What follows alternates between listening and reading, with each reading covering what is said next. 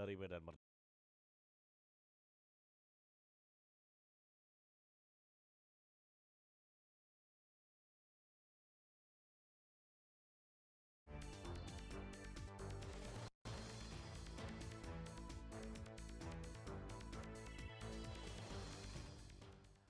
Pendengar, kami akan hadirkan sejumlah informasi pilihan baik dari dalam negeri, mancanegara, dan dunia olahraga.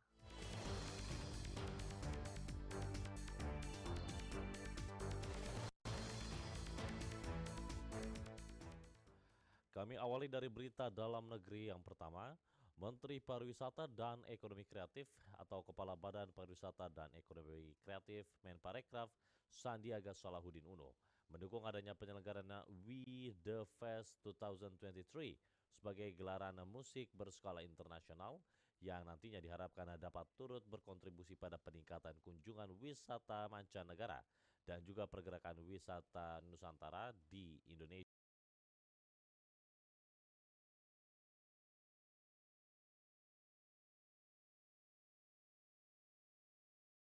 Bukan adanya konser musik. Hal tersebut juga dapat merupakan adanya perpaduan adanya acara yang di dalamnya pun menampilkan antara kesenian, fashion show, dan juga food festival. Adapun We The Fest tahun ini akan diadakan pada tanggal 21 hingga 23 Juli 2023 yang nantinya akan berlangsung di Gelora Bung Karno Sports Complex Senayan, Jakarta dengan program aktivasi seperti Arts Village.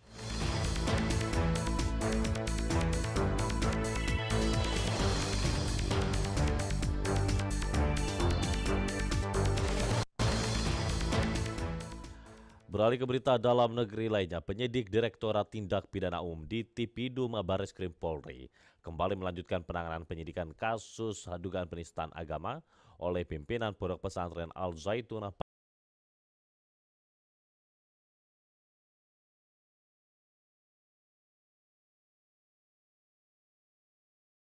di Humas Polri. Brigadir Jenderal Polisi Ahmad Ramadan mengatakan bahwa penyidik meminta keterangan saksi ahli dari Kementerian Agama, Nahdlatul Ulama atau NU, Muhammadiyah, dan juga Majelis Ulama Indonesia atau MUI.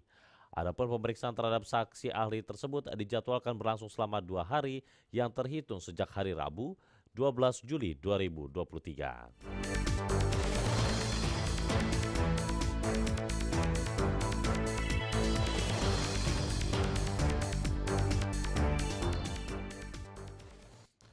Beralih ke berita dari mancanegara, volume kumulatif tunjangan emisi karbon di pasar karbon Tiongkok mencapai 237 juta ton per 30 Juni dengan adanya pendapatan lebih dari 10,19 miliar yuan atau setara per 1 yuannya yakni sebesar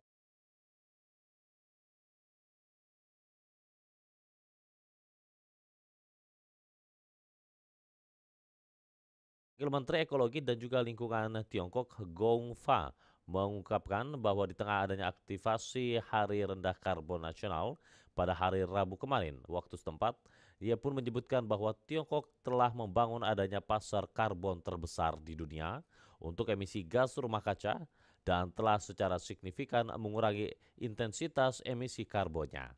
Adapun aktivitas tersebut digelar oleh Kementerian Ekologi dan juga Lingkungan Tiongkok dan juga pemerintah Provinsi Shaanxi serta juga diselenggarakan oleh di wilayah Xi'an, ibu kota Provinsi Shaanxi, Tiongkok Barat Laut.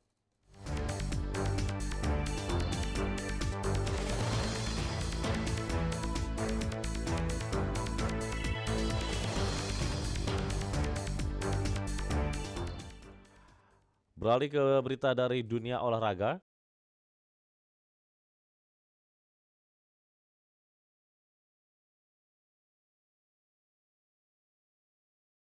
Akibat adanya insiden yang terjadi pada final SEA Games 2023 saat melawan Thailand.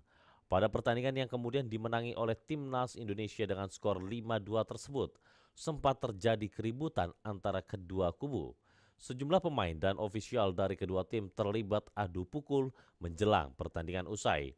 AFC pun kemudian melakukan adanya penyelidikan terkait kericuhan tersebut Dan setelah Komite Etik dan Disiplin Badan AFC tersebut pun melakukan pertemuan pada 11 Juli dan didapati keputusan untuk menjatuhkan hukuman kepada pihak-pihak yang terlibat melalui keterangan yang terdapat di laman resmi organisasi.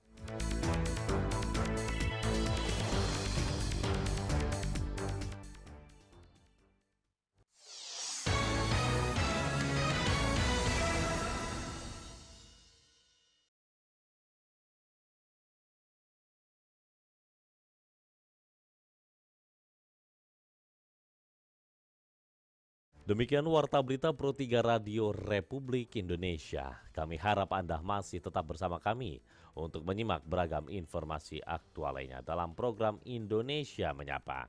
Dapatkan juga beragam informasi aktual di dalam portal berita resmi kami di www.rri.co.id serta ikuti akun media sosial terverifikasi kami di Instagram dan Twitter @RRI Programa 3. Saya Joshua Sihombing, selamat pagi.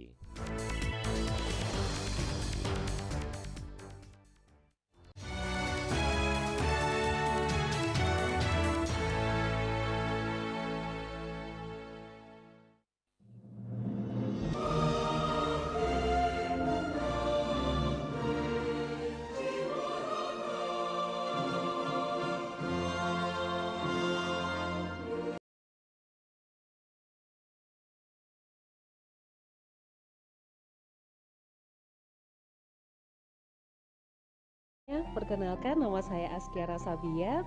Saya pendengar setia Pro 3 di Bukit Tinggi. Dalam sehari saya bisa habiskan waktu berjam-jam dengerin Pro 3. Karena bagi saya, Pro 3 adalah salah satu radio yang bisa membuat pendengarnya jadi pintar atau setidaknya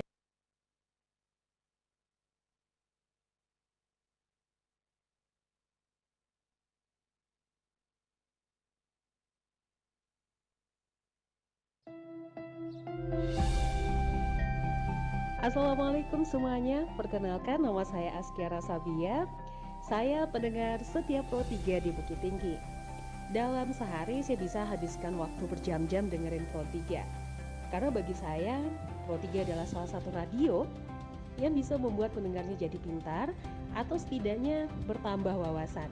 Programnya juga bagus-bagus, dialognya juga seru-seru. Jadi saya suka banget nih dengerin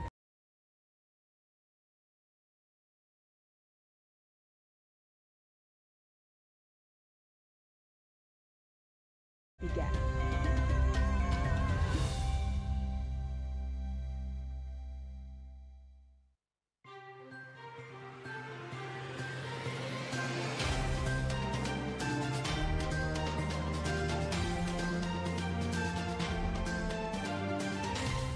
Berdasarkan Undang-Undang Nomor 7 Tahun 2017 tentang Pemilihan Umum, asas-asas pemilu di Indonesia terdiri dari 6 hal.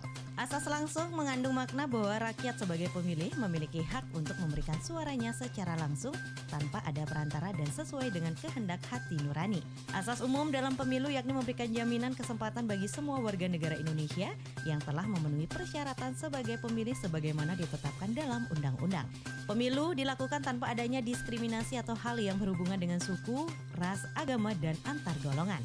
Asas bebas artinya setiap warga negara bebas menentukan pilihan sesuai dengan kehendak hati nurani dan tanpa paksaan.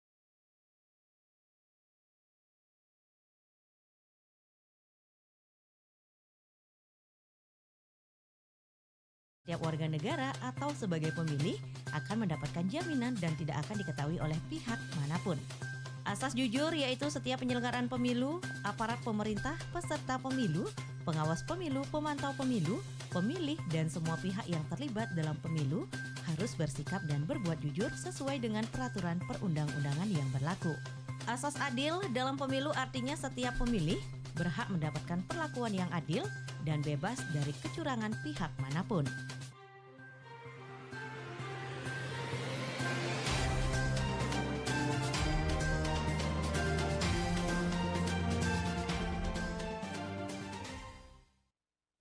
Indonesia Menyapa Pagi. Anda masih bersama kami di Indonesia Menyapa Pagi dan saya Esti masih bersama Anda. Ya, kita akan mengajak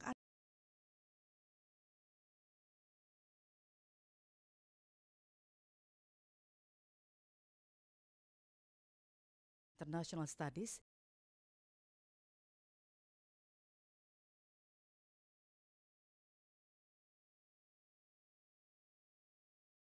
Dimulai.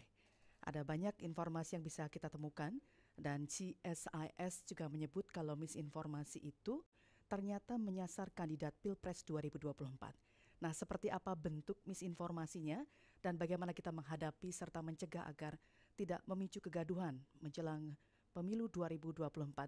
Kami akan membahasnya bersama dengan Kepala Departemen Politik dan Perubahan Sosial dari CSIS, Mas Arya Fernandes sesaat lagi. Nanti sekaligus kami juga mengajak Anda pendengar untuk bisa menyampaikan komentar maupun pertanyaan Anda seputar topik kita ini melalui nomor telepon kami di 021 352 3172 atau bisa di 021 384 4545, 021 386.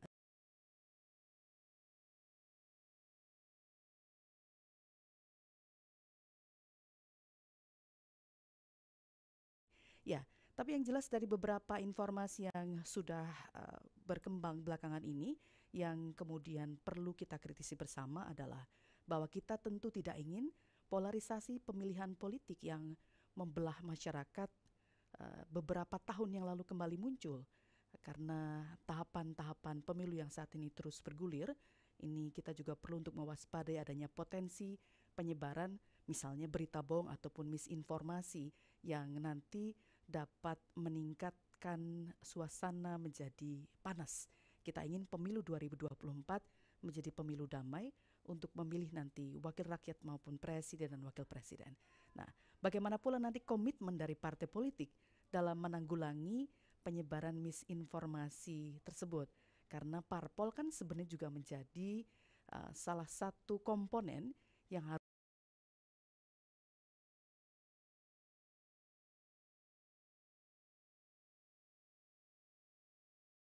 untuk Anda yang ingin bergabung, silakan 021 352 3172, 021 384 4545, 021 386 2375 atau 021 386 6712. Untuk Anda yang ingin bergabung, menyampaikan komentar Anda melalui WhatsApp, Anda bisa kirimkan ke 081 399 399 888. Kita sapa dulu, pendengar sudah bergabung, ada Pak Toar di Manado. Silakan Pak Toar, selamat pagi.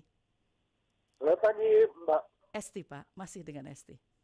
Ya, ini mengenai misinformasi Pak. Kan kita tidak ingin ada berita bohong, misinformasi yang terjadi. Di sini bahwa kan saya punya IKTP. Ya, saya punya IKTP dan kartu keluarga. Ya,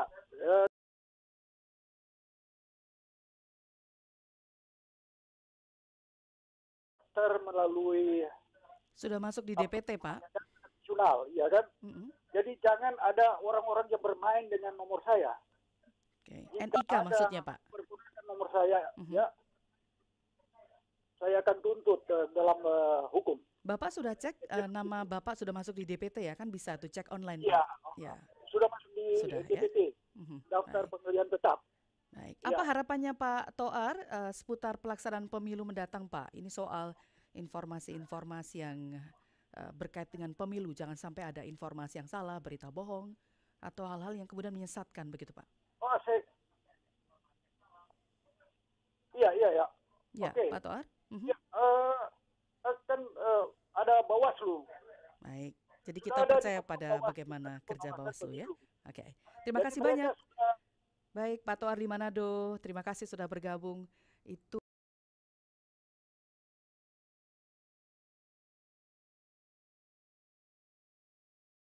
dari CSIS mendapatkan data seputar operasi penyebaran informasi yang tidak benar atau misinformasi terkait pemilu yang sudah dimulai. Saya sudah tersambung bersama dengan Kepala Departemen Politik dan Perubahan Sosial CSIS, Arya Fernandes. Mas Arya, selamat pagi. Selamat pagi, Evi. Ya, dengan Esti, Studio Pro 3. Baik, Mas Arya, ini CSIS sebenarnya temuan datanya gimana? Kok misinformasi sudah dimulai ini? Informasi bagaimana ini?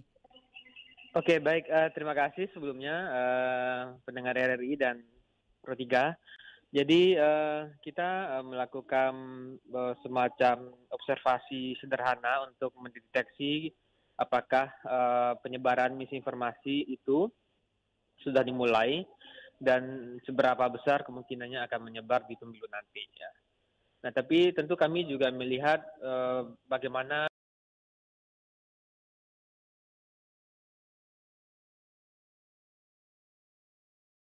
kalau kita lihat di dua pemilu sebelumnya itu memang tren penyebaran informasinya sangat tinggi pada saat polarisasi politik di tingkat masyarakat juga tinggi.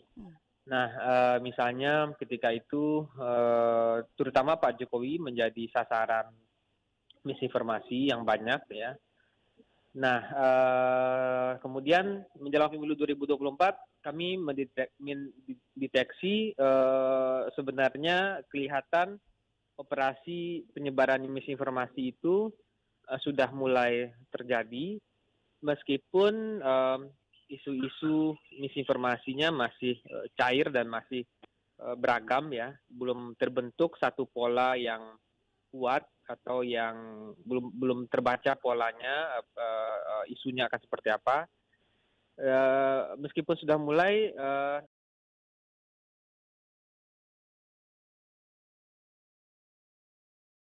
lebih banyak soal manuver-manuver politik yang dilakukan oleh partai-partai dan juga tentu oleh aktivitas-aktivitas Pak Jokowi. Nah, beberapa kemudian kami melihat untuk mengetahui seberapa besar dan apa isu itu, kami mencoba menelusuri melalui Google Trend ya untuk melihat isu-isu apa yang kira-kira tengah tren dalam mesin pencarian Google. Nah, kemudian kami menemukan sebenarnya pencarian masyarakat soal isu pemilu itu sejak Maret sampai bulan Juni atau Mei kemarin itu mengalami penurunan dan mulai naik lagi di sekitar bulan Juni ya. Dan kalau kita lihat secara umum tren pencarian mesin pencari Google terkait isu pemilu itu banyak di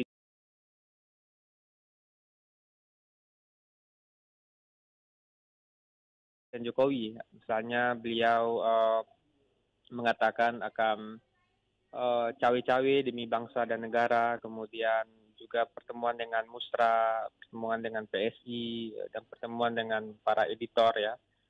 Nah, itu secara umum ditemukan begitu, dan kami melihat juga, memprediksi meskipun tren penyebaran misinformasinya belum tinggi, dan diperkirakan akan mulai tinggi itu ketika mulai ada kandidat yang definitif ya, yang pendaftarannya akan berakhir pada bulan November, gitu, 25 November. Ya, sudah dimulai itu lebih banyak di platform-platform apa saja, Mas Arya? Ya, sebagian secara umum memang pola penyebaran misinformasi itu banyak beredar di platform media sosial ya.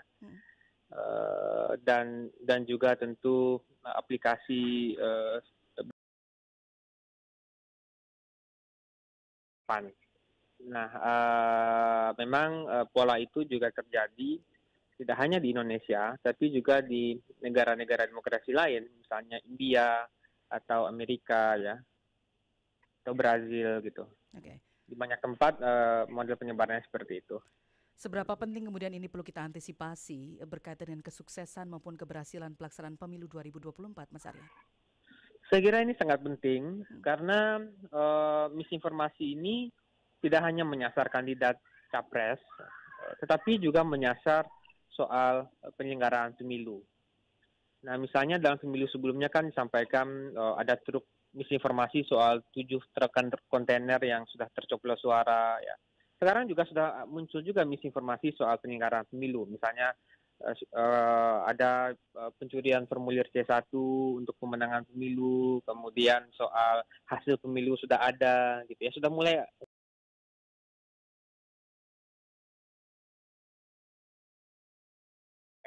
misinformasi ini tentu berbahaya. Kenapa berbahaya? Karena pertama mengurangi kepercayaan publik pada proses dan tahapan pemilu, mengurangi kepercayaan publik pada hasil pemilu itu sendiri. Oke. Nah, Faktor-faktor apa jadi sih? memang, Aha. ya gimana? Mohon maaf saya potong. Ini Jadi faktor-faktor ya apa? Iya, ya yang oke kemudian silakan. memperburuk itu begitu. Nah, faktor-faktor yang memperburuk itu bisa terjadi kalau penyelenggara pemilu, itu ada KPU, Bawaslu, dan DKPP, itu tidak secara aktif memberikan atau mengkonter terhadap misinformasi tersebut. Oke. Faktor lainnya misalnya tidak ada prevensi internal juga dari partai atau kandidat untuk menahan laju misinformasi. Ya. Jadi kita pernah punya pengalaman sebenarnya dalam COVID-19, bagaimana pemerintah, pusat dan daerah, dan tenaga kesehatan ketika itu sangat aktif sekali memberikan penjelasan publik tentang informasi-informasi. Dan itu berhasil meningkatkan vaksinasi rate kita ya, dan meningkatkan kepercayaan orang pada vaksinasi. Nah, pengalaman bagaimana kita menangani COVID harusnya juga bisa kita lakukan dalam pemilu. Artinya apa? Artinya penyelenggara pemilu dalam hal ini harus aktif betul melakukan klarifikasi misalnya kalau ada misinformasi soal pemilu. Ya. Itu saya kira ya. Oke. Nah, ini sebenarnya siapa sih aktor-aktor pelaku yang menyebarkan misinformasi ini, Mas Arya? Bisa diidentifikasi Ya. tidak sebenarnya? Kalau kita identifikasi berdasarkan hasil-hasil penelitian yang sudah ada dan literatur soal itu, setidaknya ada beberapa kelompok ya yang di-hire baik oleh biasanya dia di-hire oleh tim kandidat ya. Juga atau di-hire oleh partai politik sebagai cyber armies gitu ya. Biasanya berasal dari partisan buzzer atau buzzer yang partisan gitu ya. Atau ada juga yang motifnya itu ekonomi misalnya. Motifnya ekonomi itu dia mungkin tidak punya hubungan dengan partai atau kandidat ya. Tetapi dia menyebarkan misinformasi untuk menarget pemilih-pemilih yang pro atau anti pada kelompok tertentu, sehingga dia akan mendapatkan keuntungan ekonomi, ya, misalnya dari iklan dan segala macam gitu. Ya. Nah, jadi ada motifnya yang memang motifnya politik, biasanya itu dari partisan buzzer ya atau cyber armies dari partai atau kandidat, atau kelompok-kelompok yang motivasinya ekonomi. Ya. Dia mungkin gak ada hubungan dengan partai atau kandidat gitu. Oke. Nah, ini kan menjadi perlu kita cermati karena narasi-narasi yang misinformasi tadi perlu juga ada kontra narasi yang kemudian meluruskan, menyampaikan informasi yang maka sebenarnya siapa saja yang bisa mengambil peran ini, Mas Arya? Yang bisa mengambil peran tentu yang paling utama adalah penyelenggara pemilu ya, karena mostly misinformasi itu menyasar penyelenggaraan pemilu. Yang kedua juga komitmen secara bersama dari peserta pemilu, dalam hal ini kandidat dan partai politik. Ya. Yang ketiga saya kira dari tech platform ya. Tech platform ini juga karena kan misinformasi itu disebarkan melalui internet dan sosial media ya. Jadi tech platform juga penting. Yang keempat saya kira tentu adalah media massa ya, baik cetak, online segala macam, karena dia juga jadi channel penyebaran informasi gitu. Jadi saya kira ya tentu yang keempat ada universitas, masyarakat madani dan segala macam. Jadi saya kira ini adalah tugas bersama untuk menahan laju misinformasi ini, karena kalau kita bentuk itu juga di drive karena misinformasi gitu, sehingga orang menjadi terpolarisasi gitu. Belum nanti kalau misalnya kemudian ada publik yang belum paham, kemudian mengakses informasi menganggap itu sebagai sebuah kebenaran begitu ya? Iya, nah itu yang berbahaya ya.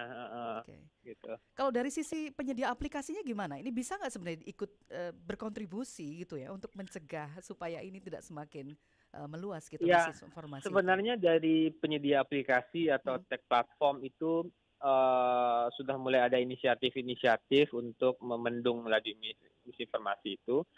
Misalnya soal inisiatif moderasi konten ya, atau misalnya kita nggak usah sebut brandnya, misalnya ada pengiriman pesan berantai itu kalau dulu kan bebas ya, sekarang dibatasi menjadi 5 gitu ya. Kemudian juga aplikasi-aplikasi medsos lainnya juga sudah saya lihat sekarang mana mereka menyiapkan algoritma itu supaya bisa membendung laju misinformasi gitu. Jadi ini nggak bisa dilakukan oleh penyelenggara pemilu saja. Ini adalah kolaborasi bersama penyelenggara pemilu, peserta pemilu, penyedia aplikasi, tech platform gitu ya, dan pengambil kebijakan di kementerian ya, Kementerian Komunikasi terutama. Gitu. Nah, bagaimana dengan elit politik dan partai politiknya, Mas Arya? Ya, partai politik ini memang gini ya, jadi memang ada elit politik yang beranggapan bahwa misinformasi itu secara umum memberikan keuntungan elektoral bagi kenaikan atau penurunan suara gitu ya. Saya pribadi belum tahu apakah kita harus uji apakah ada pengaruhnya pada peningkatan atau penurunan suara partai atau kandidat yang disasar gitu ya. Tapi saya kira sebaik itu harus punya kesadaran bersama juga bahwa penyebaran misinformasi itu membahayakan keutuhan kita sebagai bangsa gitu ya. Nah, dan misalnya kalau kita lihat ya kasus kerusuhan di Bawaslu yang menewaskan 8 orang dan melukai ratusan orang itu kan diprovokasi karena misinformasi. Begitu juga tindak kekerasan beragama ya itu juga sebagian besar di beberapa tempat itu juga terdorong karena orang mendapatkan informasi yang salah gitu.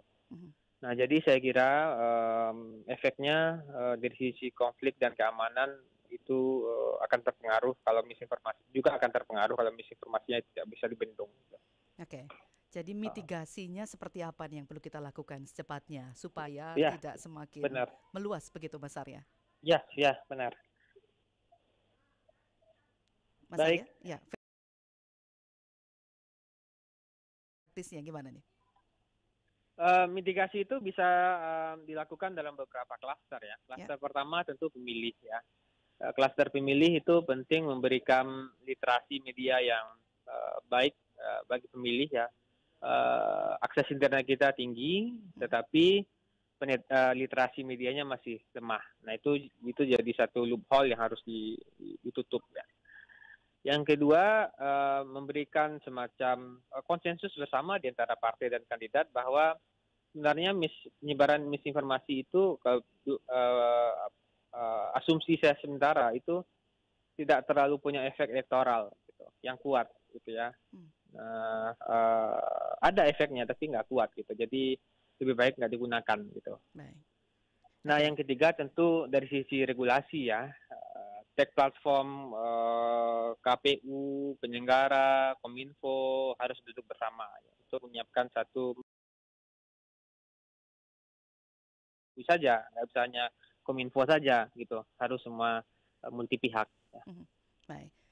Mas Arya Fernandes, terima kasih sudah bersama Pro 3 dari sharing informasinya. Sama-sama. Ya, selamat terima kasih. Sampai jumpa. Pagi. Ya. Sampai jumpa. Arya Fernandes, Kepala Departemen Politik dan Perubahan Sosial CSIS tadi, Center for Strategic and International Studies, yang menyebut bahwa operasi penyebaran informasi yang tidak benar atau misinformasi terkait pemilu 2024 ternyata sudah dimulai.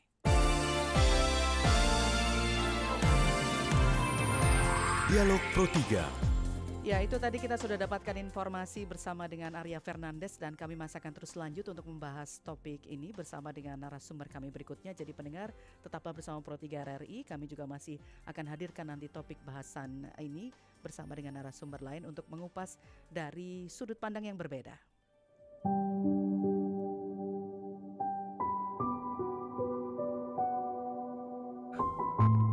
Kita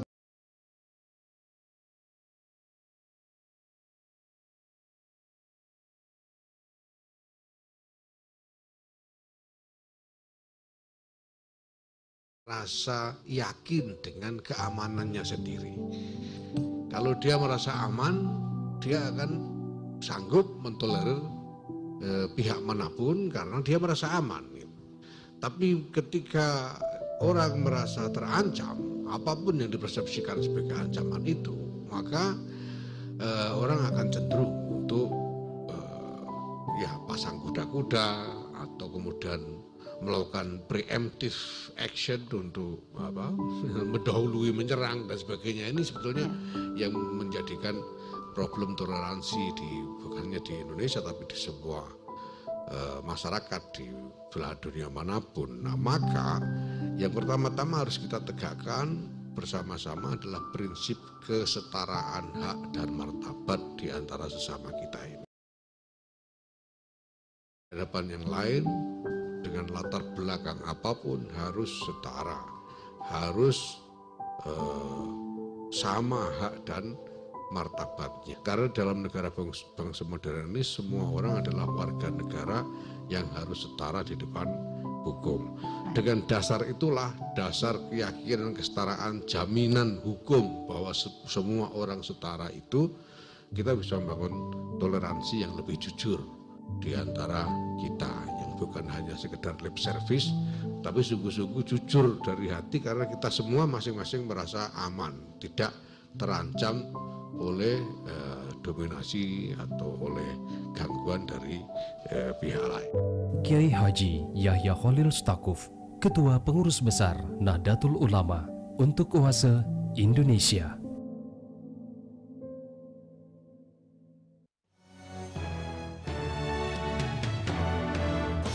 Pro 3. Bagaimana sebenarnya misinformasi terkait baca pres dan pemilu 2024 ini masih menjadi sesuatu yang perlu kita antisipasi supaya nanti pemilu 2024 itu berjalan lancar tanpa kegaduhan. Nah, sekarang saya sudah tersambung bersama dengan Wakil Ketua Umum Partai Amanat Nasional, Bapak Viva Yoga Mauladi, untuk bahas lebih jauh bagaimana kemudian peran ataupun kontribusi dari partai politik.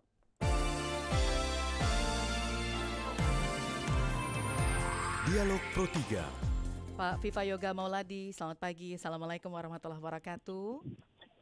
Waalaikumsalam warahmatullahi wabarakatuh. Selamat pagi menjelang siang Mbak Esti, para sama-sama pendengar Pro 3 FM semuanya.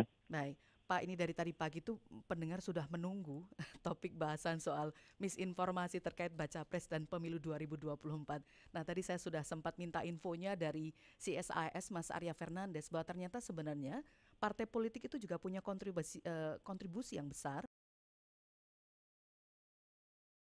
Bagaimana Anda bersama dengan teman-teman di PAN ini, Pak, mengambil sikap soal ini? Iya, dengan adanya platform media sosial, apakah itu sekarang TikTok, IG, Facebook, Twitter yang sudah terkenal dan sudah menjadi inherent bagi kehidupan masyarakat Indonesia, termasuk kaum milenial dan Gen Z, ini di satu sisi mendatangkan manfaat, yaitu akan mempercepat proses kesadaran politik masyarakat, tetapi ada efek negatifnya, yaitu semakin eskalatif menyebarnya hoax, ya, berita yang salah, berita yang menipu, berita bohong, sehingga menyebabkan adanya misinformasi atau bahkan disinformasi. Kalau misinformasi itu kekeliruan dalam informasi sebagai kebenaran, tapi kalau disinformasi itu yang menyebarkan sudah tahu kalau itu berita bohong, berita nipu, berita dusta, tapi tetap aja di-share, diamplifikasi. Itu adalah menjadi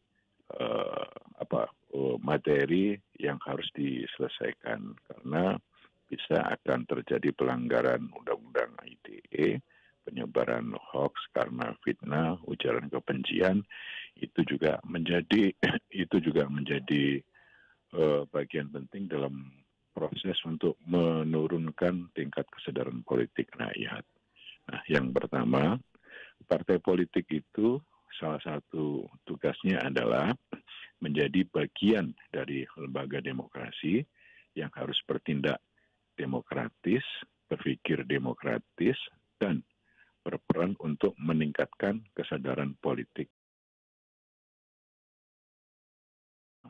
adanya platform media sosial yang mempercepat proses destruksi terhadap kebenaran, maka ini menjadi tanggung jawab kita bersama. Jangan sampai kemudian platform media sosial itu digunakan untuk kejahatan, untuk penyebaran kebohongan, untuk fitnah, dan itu sudah berlangsung. Kita lihat dalam pemilu 2019 lalu, dari CSIS juga sudah membuat laporan dari hasil riset yang menyatakan bahwa banyak sekali berita-berita bohong, berita-berita fitnah yang menyebar, yang seakan-akan dianggap sebagai kebenaran, dan bagi pemain politik sudah tahu bahwa itu salah, tetap aja disebarkan gitu untuk tujuan-tujuan politik tertentu. Kita perlu mawas diri, perlu untuk mengembangkan kesadaran politik yang betul-betul cerminan dari hati nurani, cerminan dari perasaan yang rasional, memperhatikan, memegang etika, moral, agar jangan sampai kita berpolitik itu dengan menyebarkan berita-berita bohong, berita-berita fitnah seperti itu. Baik, ini Partai Amanat Nasional sudah mendapat temuan mungkin misinformasi yang kemudian terkait dengan partai Anda belum, Pak Vivayoga? Iya, Partai Amanat Nasional juga menjadi objek dari hoax, dari fitnah, dan saya rasa seluruh partai politik pun juga menjadi objek dari hoax itu, bukan hanya partai kami saja. Tapi kami menyadari klarifikasi, ya kan, berita-berita itu harus dijawab secara baik, secara benar, secara edukatif, secara informatif, secara dialogis, agar apa? Masyarakat itu bisa menemukan kebenaran yang sejati dari kenyataan. Kalau kemudian berita-berita dipelintir menjadi misinformasi, bahkan disinformasi, sehingga menyebabkan masyarakat yang belum konsen betul terhadap suatu peristiwa karena dijejali dengan informasi terus-menerus, maka hal itu mungkin saja dianggap sebagai sebuah kebenaran. Gitu. Kalau sebuah kejahatan, sebuah ketidakbaikan dikumandangkan terus-menerus, diamplifikasi terus-menerus, maka apabila tidak adalah sebuah kebenaran, padahal kan fitnah. Gitu. Ya. Mitigasinya dari PAN gimana, Pak? Ada tim khusus mungkin yang patroli cyber? Ada, ya. Kita ada tim khusus untuk mendeteksi sumber-sumber berita dari mana platform itu berasal, misalnya dari Twitter, dari Facebook, dari IG, dari TikTok. Kan kita telusuri ada rangkaian digital yang menyebabkan informasi itu muncul, dari mana sumbernya, keterkaitan dari akun-akunnya, dan seluruh partai politik juga melakukan hal yang sama. Ini sangat mudah untuk mendeteksi akun-akun yang kadang-kadang dari robot, dari buzzer, ya kan, dan dari influencer. Itu kan kita sudah mengetahui. Kalau dari influencer itu jelas ya alamatnya, kemudian namanya. Tetapi kalau dari tidak jelas namanya, kemudian alamatnya juga tidak jelas, nah kita bisa mendeteksi bahwa itu adalah bagian dari provokasi dan propaganda untuk mendiskreditkan partai. Tapi cuma kita jawab dengan baik, dengan sopan, dan kemudian kita ingin memberikan proses edukasi bahwa cara etika berpolitik itu harus sesuai dengan standar-standar moralitas. Jadi kalau ada narasi yang tadi salah satu bentuk misinformasi, maka ada kontranarasi untuk meluruskan informasi yang tidak betul tersebut, Pak. Ya, itu harus dilakukan bukan hanya oleh PAN, tapi oleh seluruh partai politik atau seluruh lembaga negara atau lembaga swasta punya hak jawab untuk melakukan hal itu, dan itu juga dijamin oleh undang-undang. Okay. Dan dalam hal ini maka ketika ada hoax, maka ada ataupun tidak ada gugatan, saya rasa dari pihak yang berwenang, yang memiliki otoritas, yaitu pemerintah, Kemenminfo, itu melakukan tindakan.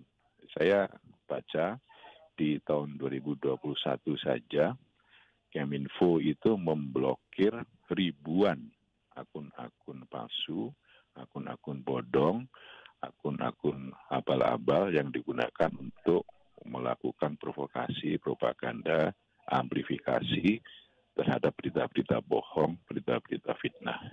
Jadi itu menjadi bagian yang sangat baik bagi demokrasi di era digital. Jadi era digital ini tidak boleh bebas nilai. Era digital ini juga harus tetap pada fatsun demokrasi, ya harus bertanggung jawab. Karena memang platform media sosial itu bukan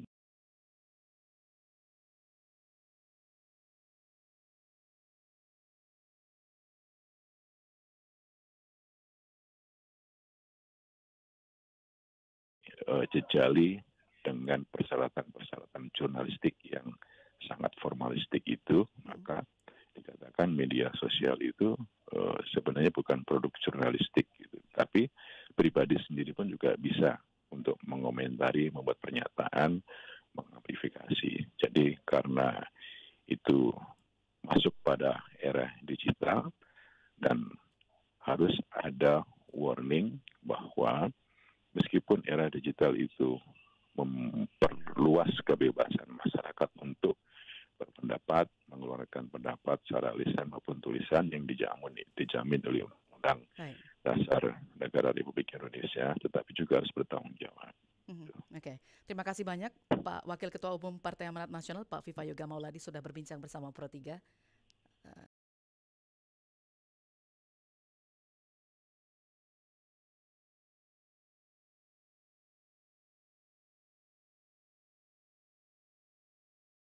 Untuk melawan dan punya mitigasinya juga menghadapi misinformasi yang barangkali nanti kemudian akan banyak bermunculan menjelang pemilu 2024.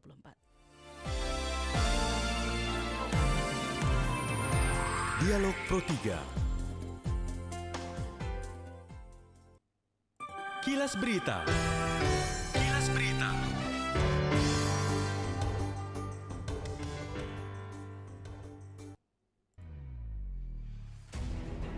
Agenda DPR hari ini.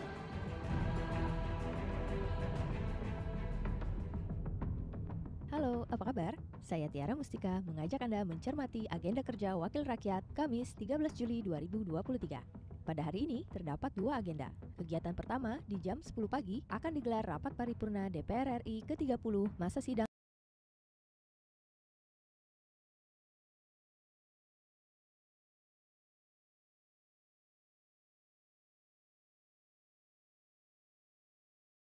periode 2023-2028 dilanjutkan dengan pengambilan keputusan. 2. Laporan Komisi 11 DPR RI terhadap hasil uji kelayakan atau fit and proper test calon anggota Dewan Komisioner Otoritas Jasa Keuangan atau OJK dilanjutkan dengan pengambilan keputusan. 3. Persetujuan perpanjangan waktu pembahasan terhadap RUU tentang energi baru dan energi terbarukan, RUU tentang konservasi sumber daya alam hayati dan ekosistemnya, RUU tentang perubahan atas RUU nomor 5 tahun 2014 tentang aparatur sipil negara, RUU tentang hukum acara perdata, RUU tentang perubahan kedua atas Undang-Undang nomor 35 tahun 2009 tentang narkotika, dan RUU tentang perubahan keempat atas Undang-Undang nomor 24 tahun 2003 tentang Mahkamah Konstitusi dilanjutkan dengan pengambilan keputusan. 4. Pidato Ketua DPR RI pada penutup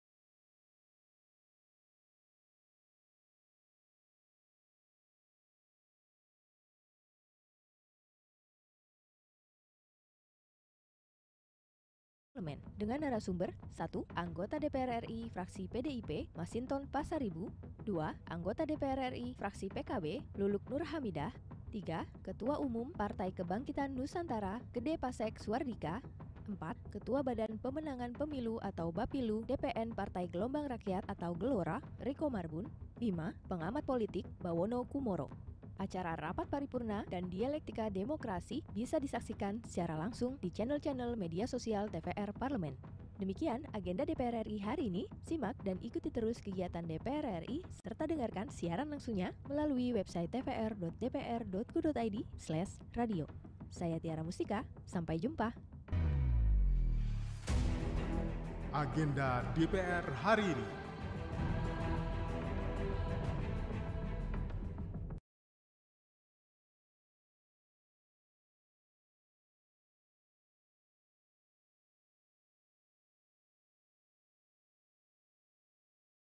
Bahas tentang bagaimana misinformasi ini bisa menjadi ancaman bagi demokrasi kita, terutama pada pelaksanaan pemilu 2024 ketika kita tidak punya mitigasinya. Bagaimana mengedukasi, bagaimana literasi kepada publik, dan bagaimana kemudian kontribusi dari para penyelenggara, partai politik maupun para politisi dan juga termasuk dari penyelenggara kontennya, begitu ya. Nah, kami sekarang akan mengajak Anda untuk berbincang bersama dengan anggota Komisi 2 DPR. Saya bersama dengan Pak Agung Widiantoro untuk mengupas topik ini.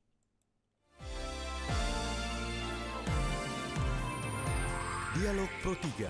Ya, Pak Agung Widiantoro, selamat pagi, Pak. Halo. Ya, selamat Mbak pagi. Esti, selamat pagi. Salam sehat, Pak. Salam sehat. Oke, Selamat tadi pagi buat seluruh penggemar RRI Pro 3 FM. baik. Gimana, Mbak? Ditunggu ini, Pak. Karena Ya.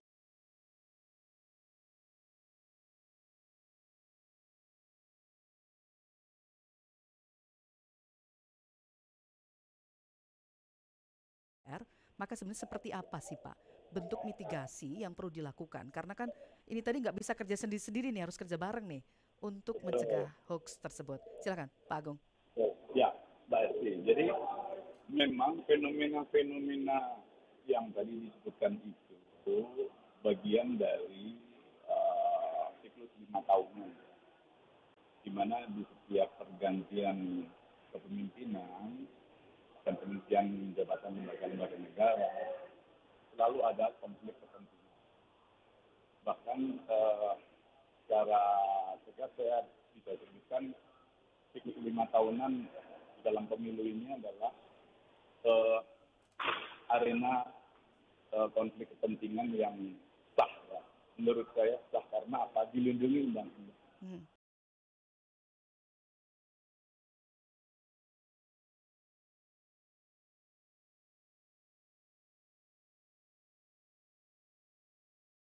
Berita ataupun juga propaganda maupun informasi-informasi yang diberikan kepada masyarakat ini harus berdasarkan fakta. Jangan hanya berita-berita hoax ataupun asumsi yang kebenarannya tidak bisa dipegang gitu. Jadi sementara ini saya hanya bisa menyampaikan fenomena itu akan selalu timbul dan tenggelam dalam siklus 5 tahun. Dalam konteks seperti ini, saya hanya ingin mengajak kepada semua pihak, khususnya warga masyarakat. Kita harus pilih dan pilah informasi mana yang kita yakini kebenarannya dan juga informasi mana yang tidak bisa dipegang data akurasinya.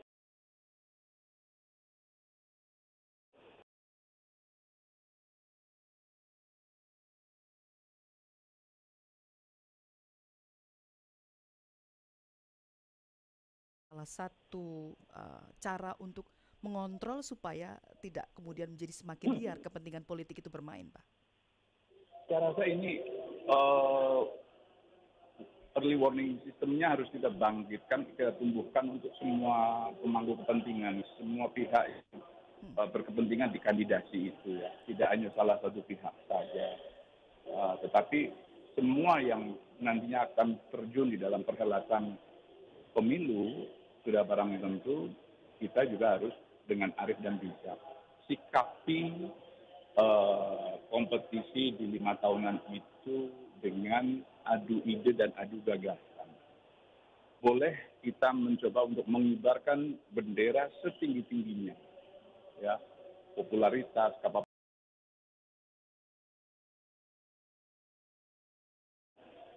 Kita menjatuhkan lawan yang lain. Meskipun ini adalah arena pertarungan konflik yang sah, tetapi juga ada koridor norma ataupun aturan-aturannya. Mana yang boleh, mana yang tidak. Dan juga kepada para pemangku kepentingan di lembaga pemerintah, baik itu kementerian maupun non-kementerian, termasuk juga penyelenggara pemilu dan Bawaslu, sudah saatnya kita duduk bersama, kita eratkan kesatuan dan kesatuan, kemudian kita berikan peluang yang sama kepada semua bakal calon, entah itu presiden, entah itu calon anggota legislatif, DPD, maupun DPRD kabupaten, kota, dan provinsi. Jangan sampai kita memberikan ruang sedikit masyarakat, kemudian menggelinding sebagai bola salju, kemudian akan merusak sendi-sendi persatuan kita. Kita punya sendi-sendi persatuannya. Demokrasi, pembangunan demokrasi berdasarkan Pancasila. Saya rasa begitu. Ya, ini data dari CSIS kan menyebut bahwa misinformasi itu ternyata menyasar kandidat Pilpres 2024. Walaupun kita belum punya mungkin belum ditetapkan secara resmi, tapi udah mulai banyak gencar di media sosial yang itu adalah ruang-ruangnya very private, sangat pribadi. Maka bagaimana masyarakat perlu lebih hati-hati dan menyikapi ini, Pak Agung? Saya lebih menyarankan kepada semua pihak, terutama masyarakat ya, agar hati-hati memainkan jari jemari kita. Kalau dulu zaman kita kecil diajarkan oleh orang tua kita, mulutmu adalah harimaumu, gitu ya. Tetapi sekarang ini dengan adanya undang-undang IT yang dimiliki oleh Indonesia, dari menerkam siapapun kita kalau membagikan informasi ataupun kabar-kabar hoax yang cenderung fitnah menjatuhkan. Itu saya mengajak kepada masyarakat dan jajaran pemangku kepentingan, jangan lelah dan jemu untuk kita berikan edukasi, ya, edukasi kepada warga masyarakat. Karena apa? Kita warga negara Republik Indonesia yang terdiri dari beragam suku, bangsa, bahasa, gitu kan. Sudah barang tentu pemahamannya pun juga akan beragam pula, ya. Dan untuk itulah mari bersama-sama kita sikapi pertarungan kepemimpinan dan juga konflik kepentingan untuk bisa meraih jabatan-jabatan kenegaraan di 2024 itu bisa berjalan dengan lancar, aman, dan juga menghasilkan harapan masyarakat. Soal isu-isu terkait persoalan hukumkah, ideologi yang bertentangan dengan ideologi Pancasila kah, dan sebagainya, itu tidak akan menjadi bola liar kalau para pemangku kepentingan itu kita tanggap. Dan juga kita harus lebih masif lagi memberikan sosialisasi, edukasi kepada masyarakat. Kalau masyarakat teredukasi dengan baik, saya rasa tidak akan mudah, tidak akan mempan dipecah belah. Saya rasa gitu. Baik, terima kasih. Sudah bersama kami Pak Agung. Ya, terima kasih. Semoga ini aman, damai, gak usah rame-rame gitu ya. Baik, bantu ya. Tapi yang di atas juga jangan gaduh ya Pak ya. Oh jangan, kita tetap jaga. Kita tetap terapkan politik santun gitu. Ya, baik Pak Agung, terima kasih sekali lagi. Selamat pagi, sampai jumpa. Selamat pagi, salam sehat warga pendengar Pro 3 FM. Sampaikan pesan soal bagaimana kita perlu sama-sama jaga. Jadi early warning systemnya harus dibangun, mitigasi juga harus dibangun supaya misinformasi seputar pemilu 2024 ini betul-betul bisa kita antisipasi. Pro 3, Jaringan Berita Nasional.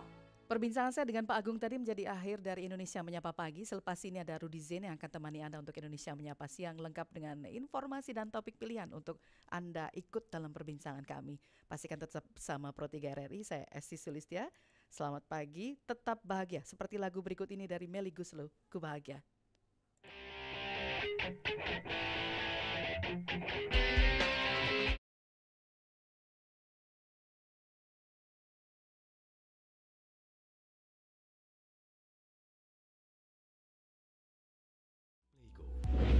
Tampil dengan wajah baru, beragam dari seluruh program nasional, live visual streaming, live radio streaming, playlist musik, podcast dan video, artikel berita, dan edu game, user engagement features, berbagi konten, memberi like dan komentar terhadap konten share, live chat dengan penyiar dan antar user, direct message, fasilitas chat personal antar pengguna aplikasi. RRI Playgo tersedia di Google Play Store dan Apple Store. RRI Playgo, play, enjoy.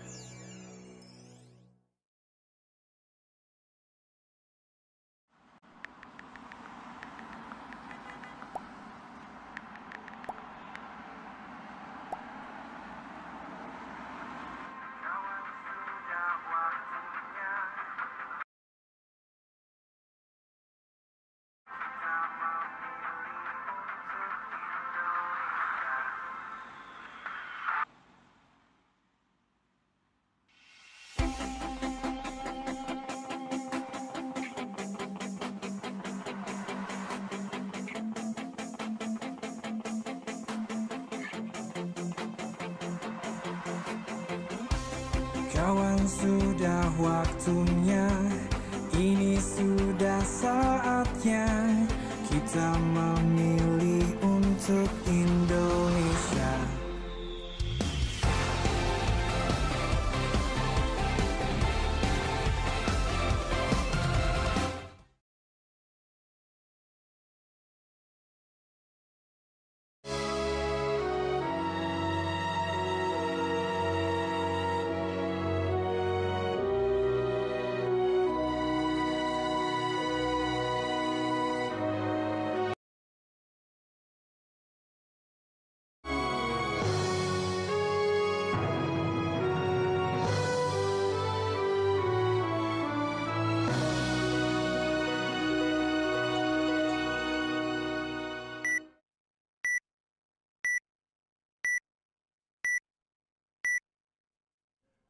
Pukul 11 waktu Indonesia Barat.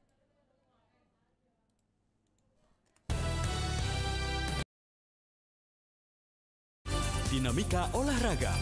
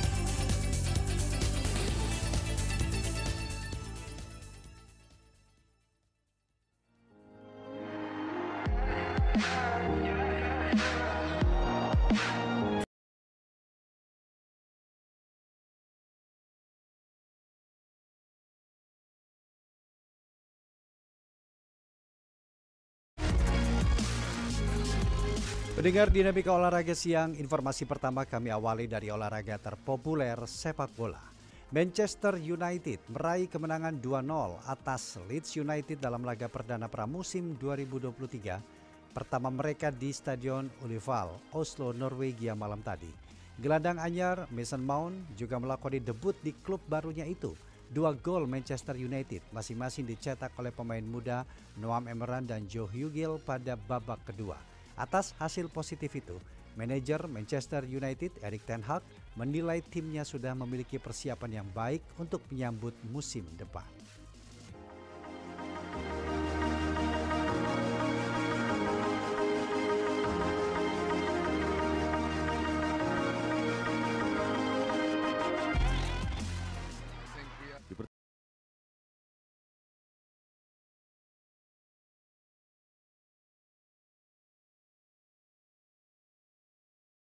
Beberapa pemain muda masuk dan mereka cocok.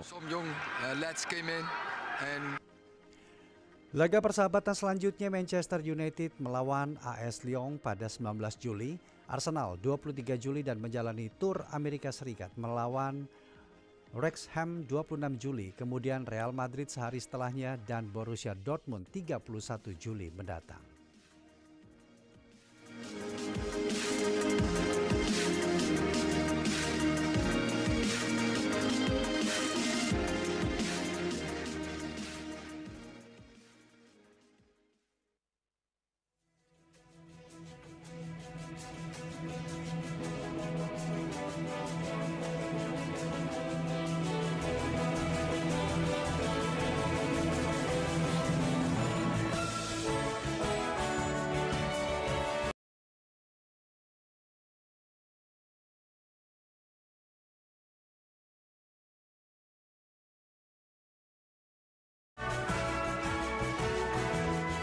Atasi para lawannya Carlos Alcaraz dan Daniil Medvedev sukses amankan tiket semifinal turnamen tenis Wimbledon 2023. Laporan selengkapnya bersama dengan Karisma Rizky berikut ini. Dua petenis unggulan, Carlos Alcaraz dan Daniil Medvedev, sukses merebut tiket semifinal Wimbledon 2023. Laga yang dimainkan di Center Court London malam tadi. Alcaraz, unggulan pertama yang tengah berhadapan dengan mantan rekannya, unggulan ke-6 Holger Rune, sukses menang dengan straight set 7-6, 6-4, dan 6-4. Petenis nomor 1 dunia asal Spanyol itu mencari titel Grand Slam kedua di dalam karirnya. Satu-satunya gelar utama Alcaraz terjadi di Amerika Terbuka 2022 lalu. Sukses amankan semifinal, Alcaraz menyebut kemenangan ini bagaikan mimpi bagi dirinya. Ini bagi mimpi bagi saya, bisa bermain semifinal di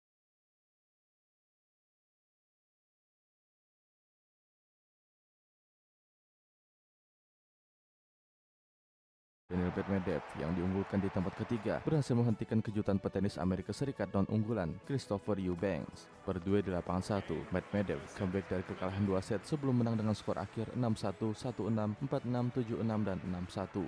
Sempat tertekan dan hampir kalah, Medvedev bersyukur dapat membalikkan keadaan atas lawannya tersebut.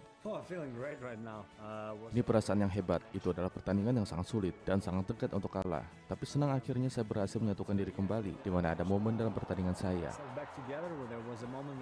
Selanjutnya, Medvedev akan menantang Alcaraz untuk memperebutkan satu tiket ke final Wimbledon 2023. Kedua petenis baru berjumpa 2 kali dan sama-sama mengantongi kemenangan. Sebelumnya, Alcaraz memenangi pertarungan terakhirnya kontra Medvedev di final Indian Wells 2022. Namun, Medvedev sukses mempecurangi Alcaraz di babak kedua Wimbledon 2021. Sedangkan hasil laga lainnya, petenis Indonesia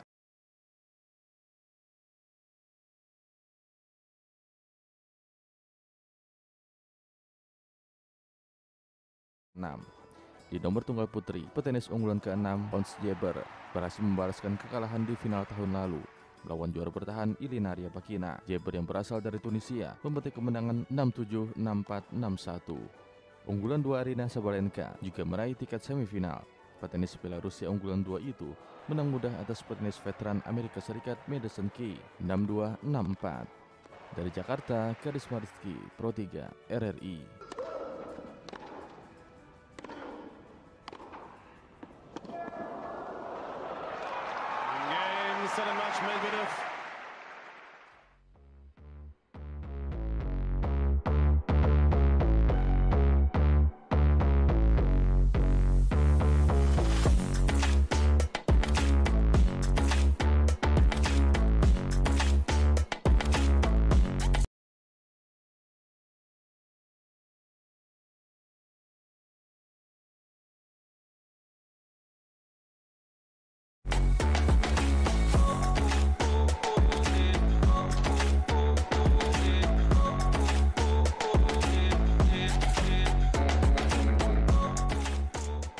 Informasi dari ajang balap sepeda, Jasper Philipsen menjadi pebalap kedua yang masih aktif yang memenangi sedikitnya 4 etape dalam satu ajang Tour de France setelah Mark Cavendish ketika ia mengalahkan Dylan Groenewegen dan Phil Bauhaus di Moulins, Perancis.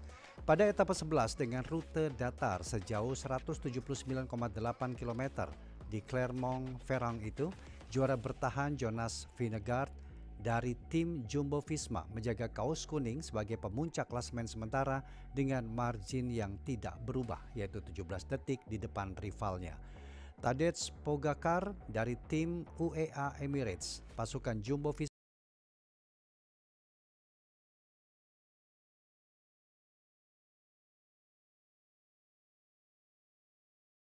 Van der Aert ketika Groenewegen memimpin lomba dan melancarkan sprint. Philipsen memainkan taktiknya dengan memanfaatkan aliran udara kosong atau slipstream di belakang pebalap tim Joyko Alula di tengah absennya rekan satu timnya di Alpecin, Mathieu van der Poel pada akhir etape hari itu. Etape 12 Tour de France masih menyusuri rute berbukit dengan jarak 168,8 km dari Rouen ke Belleville sebelum 3 etape pegunungan secara beruntun pada 3 hari berikutnya.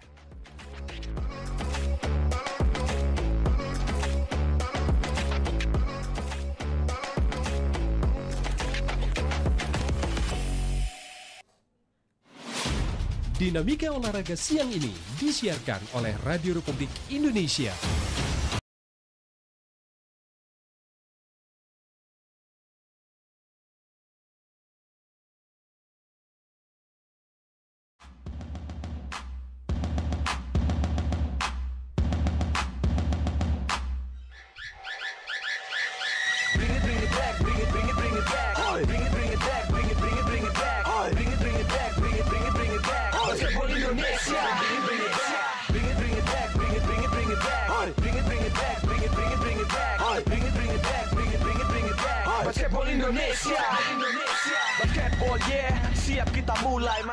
PP Perbasi berencana mengundang sejumlah negara di kawasan Asia Tenggara dan Asia Barat untuk menggelar tes event di Indonesia Arena.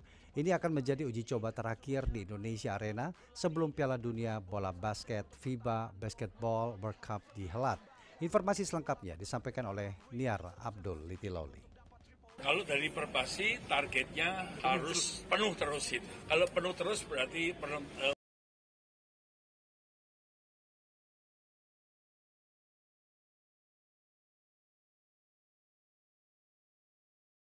untuk menggelar tes event di Indonesia Arena.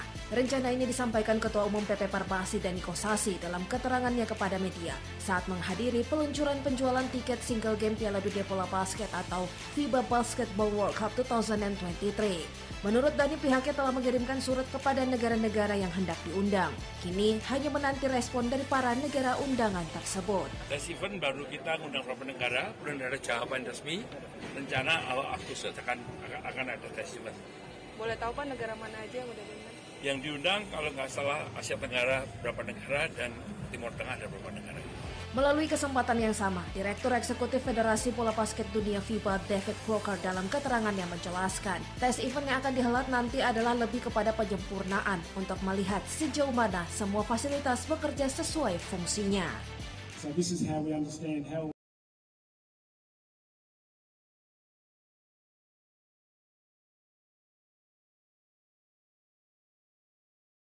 kerja sesuai fungsinya, jadi itu akan menjadi tes selanjutnya. Tapi sekali lagi, semua yang ada di fasilitas ini disertifikasi berdasarkan standar FIBA dengan persetujuan FIBA. Jadi kita tidak perlu khawatir akan ada masalah.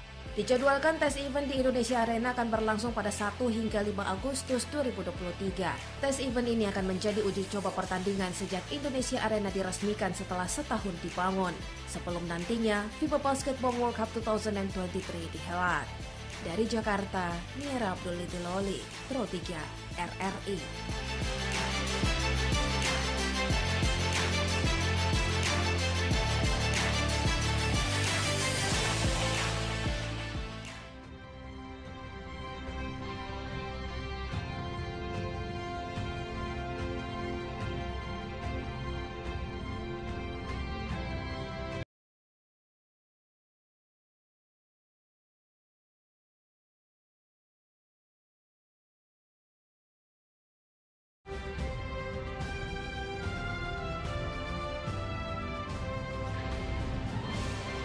Pecinta olahraga, Asosiasi Sepak Bola Asia atau AFC telah merilis hukuman terkait kericuhan di final SEA Games 2023.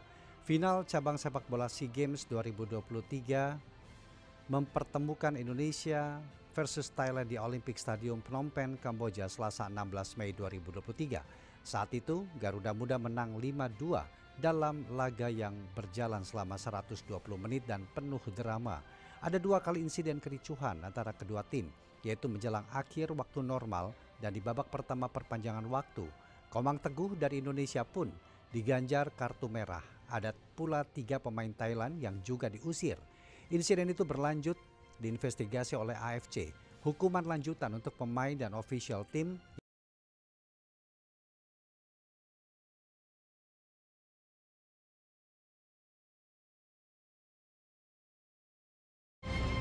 dalam keterangan AFC, Komang Teguh dihukum 6 laga beserta secara otomatis 1 pertandingan otomatis akibat kartu merah.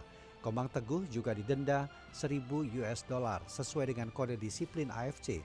Titan Agung turut mendapatkan hukuman 6 laga dan denda $1.000 karena terlibat perkelahian. Taufani Muslihudin mendapatkan hukuman yang sedikit berat dengan absen di 6 laga di level klub dan di negara di bawah naungan FIFA dan AFC menurut bunyi pasal 51 kode etik dan disiplin beserta denda $10.000. Beberapa official timnas Indonesia U23 juga turut dihukum, diantaranya ada Tegar Diokta dan asisten pelatih Sahari Gultom.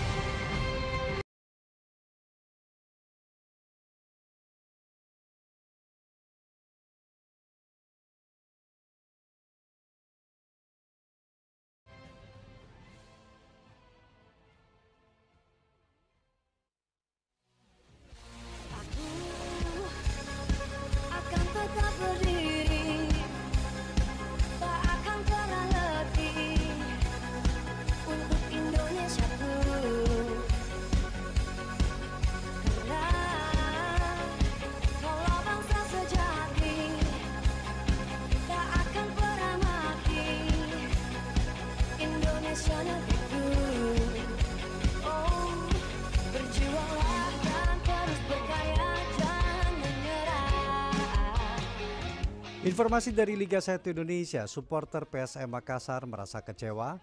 Tim kebanggaannya belum mampu meraih kemenangan pada kompetisi Liga 1 Indonesia 2023, di mana dari 2 laga yang telah dihadapi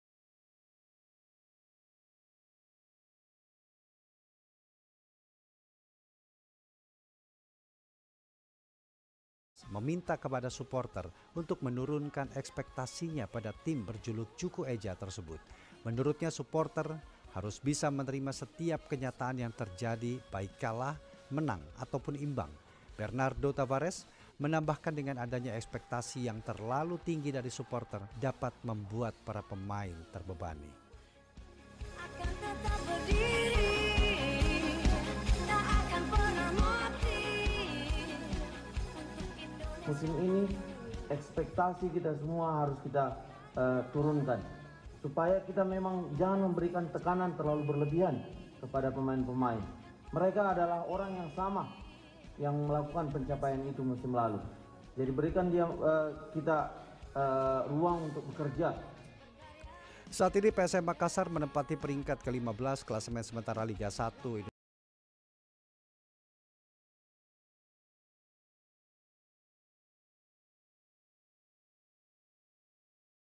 Juli mendatang menghadapi Persikabo 1973 di Stadion Pakansari Bogor.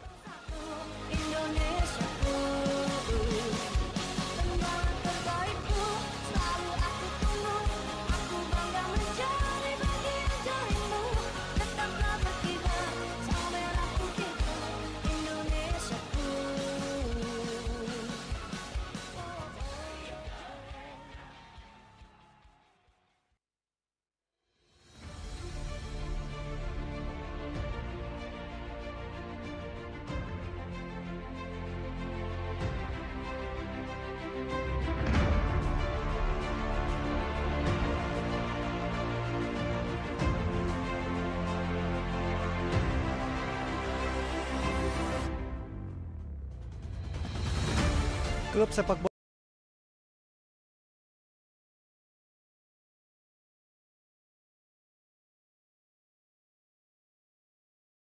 2024 menghadapi Madura United pada Sabtu 15 Juli mendatang. Pelatih Bali United Stefano Kugurateko memiliki target menang di kandang sendiri karena laga melawan Madura United dilangsungkan di Stadion Kapten Iwayan Dipta Gianyar, markas Bali United. Ia berharap torehan hasil positif pada laga selanjutnya dapat mengerek posisi Bali United yang saat ini berada di klasemen paling bawah, yaitu posisi ke-18. Pasalnya, dalam 2 laga, Bali United menelan pil pahit kekalahan melawan PSS Sleman di kandang sendiri dan tunduk dari Borneo FC pada laga pekan kedua di Samarinda, Kalimantan Timur. Sementara itu, tim calon lawan Madura United FC berada di peringkat ke-6 di papan klasemen karena hasil imbang dengan Persib Bandung dan menang atas Persik Kediri.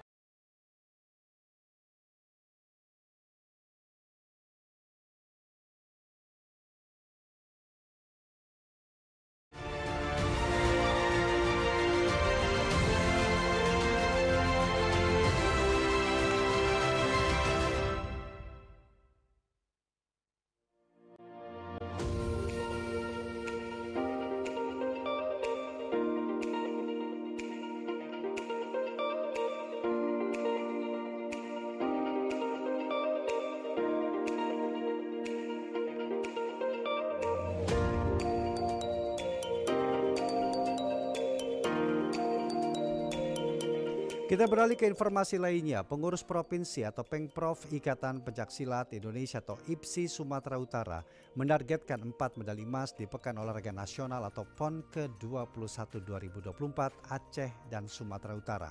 Joko Saputra melaporkan selengkapnya. Cabang olahraga pencaksilat menjadi salah satu harapan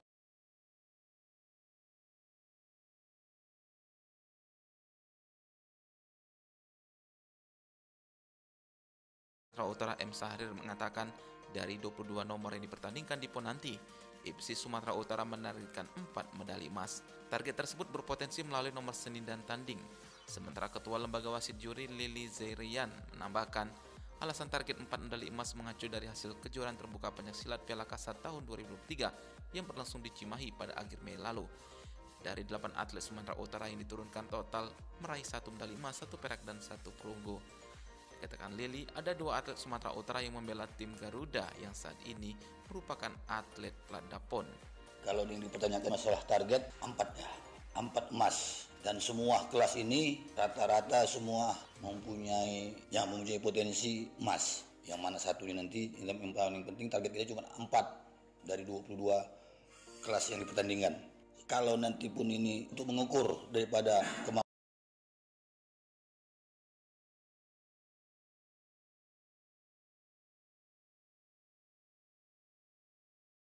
Tak Keliat mengatakan saat ini ada 22 atlet Platda yang dipersiapkan untuk mengikuti 18 nomor pertandingan. Pelatih yang akrab disapa Vedo ini mengatakan tim Platda Pencaksilat Sumatera Utara telah menjalani 10 kali sesi latihan dalam sepekan. Namun sejauh ini tim pelatih masih mengaku terkendala dengan peralatan lama sehingga butuh penambahan alat yang baru. Harapannya dengan ada peningkatan seperti ini kita juga butuh seperti yang namanya uji coba. Makanya besar harapan kita kepada KONI agar kiranya bulan 7 ini atau bulan 8 ini beberapa negara akan kita targetkan, yaitu terutama itu Vietnam, Thailand, kemudian Malaysia dan Singapura. Karena mungkin untuk pencaksilat sih yang berkembang saat ini memang di negara di Asia bagian di Asia karena berdasarkan hasil SEA Games yang lalu. Sebelumnya pada PON 2021 di Papua,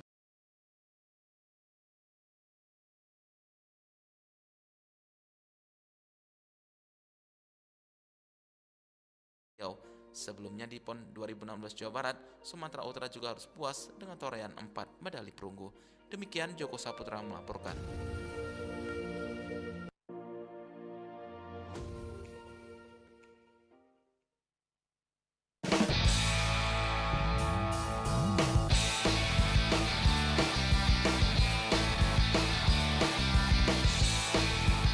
Pendengar, dengan disampaikan informasi dari Sumatera Utara tadi, maka mengakhiri kebersamaan kita dalam Dinamika Olahraga Siang RRI. Tetaplah bersama kami dalam Indonesia Menyapa Siang program 3 Radio Republik Indonesia. Dapatkan juga beragam informasi aktual dari portal resmi kami di rri.co.id, serta ikuti media sosial terverifikasi kami di Instagram dan juga Twitter @RRI Programa 3. Saya Rudi Zain, pamit undur diri, salam sehat dan salam.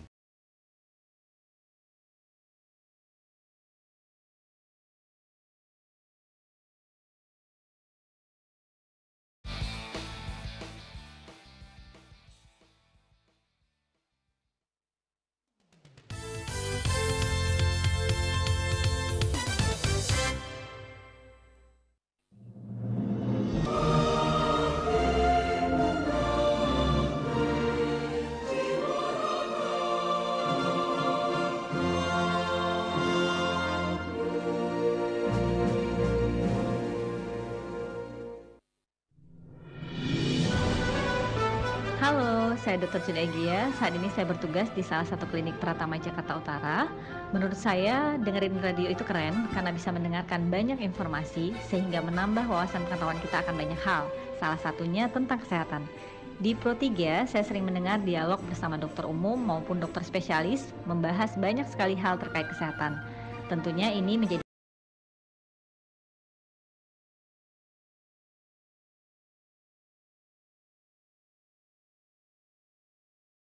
Jaya terus di udara untuk mencerdaskan anak bangsa. Saya Cuda Egya, saya Pro 3.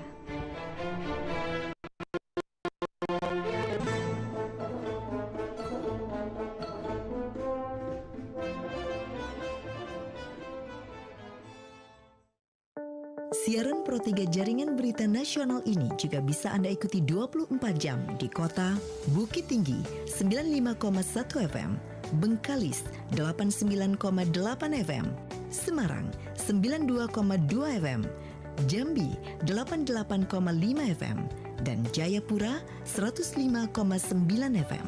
Bisa Anda dengar dan lihat lewat aplikasi RRI Playgo atau portal www.rri.co.id.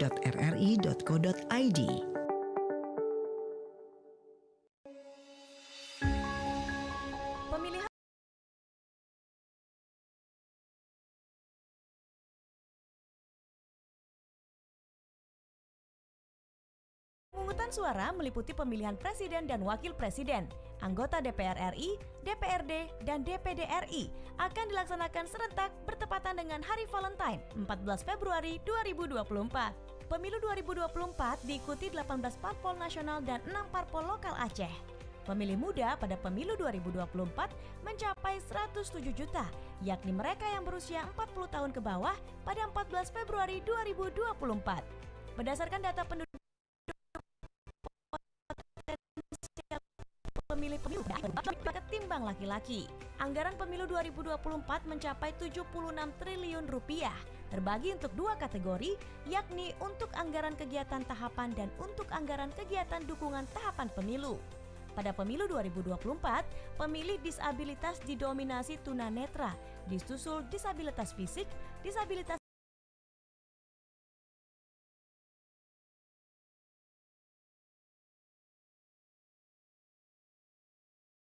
Pilih berdaulat, negara kuat.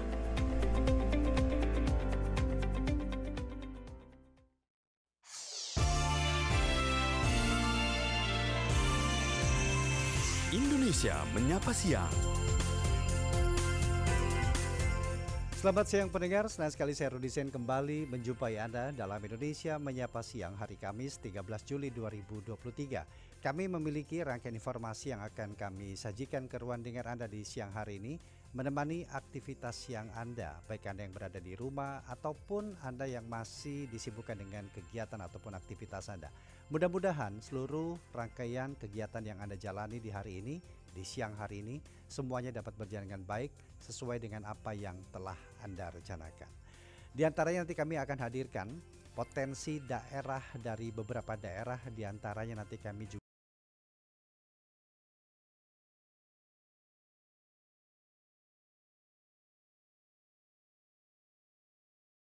itu pun juga mengenai UMKM di Tanjung Pinang yang terus melakukan inovasi pengembangan produknya.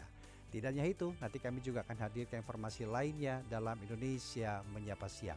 Anda pun terus dapat berbagi informasi kepada kami melalui pesan WhatsApp yang kami miliki di 081 399 399 888. Indonesia Menyapa Siang.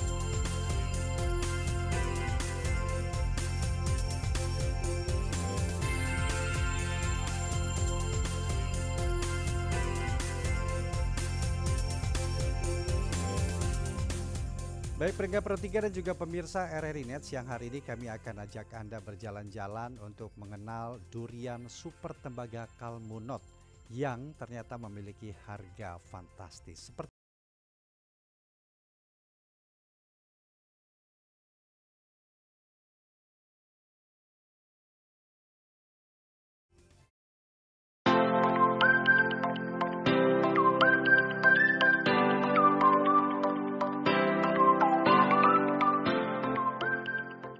Baik pendengar dan pemirsa RRI Net, berjumpa kembali dalam siaran Potensi Daerah bersama tim pemberitaan dari RRI Sungai Bangka Belitung. Kali ini kami berada di Desa Mislak, Kecamatan Jebus, Kabupaten Bangka Barat, di mana kita akan membahas terkait potensi durian lokal, yaitu durian super tembaga Kalmunot yang menjadi andalan di Kabupaten Bangka Barat dan sudah go nasional. Lalu seperti apa prospek durian super tembaga Kalmunot? Kita akan berbincang bersama dengan pegiat durian dari kelompok tani Arga Tani Group, Bang Arif. Assalamualaikum warahmatullahi wabarakatuh. Selamat sore, sahabat tani. Salam kenal dari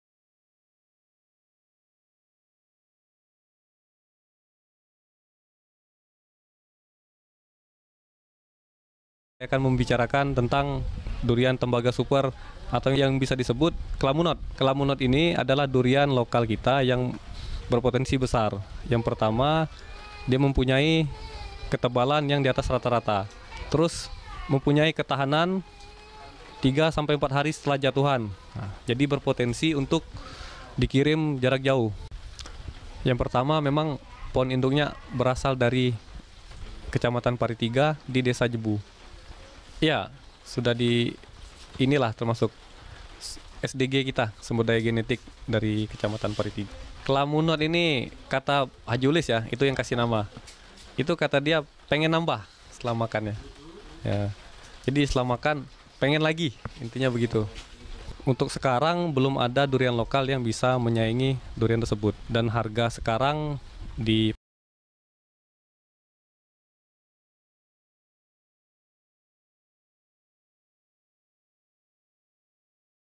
itu bisa menjadi pahlawan devisa untuk petani tersebut. Kalau dari segi rasa dia alkoholik, terus manisnya tinggi, ada pahit, intinya rasanya kompleks.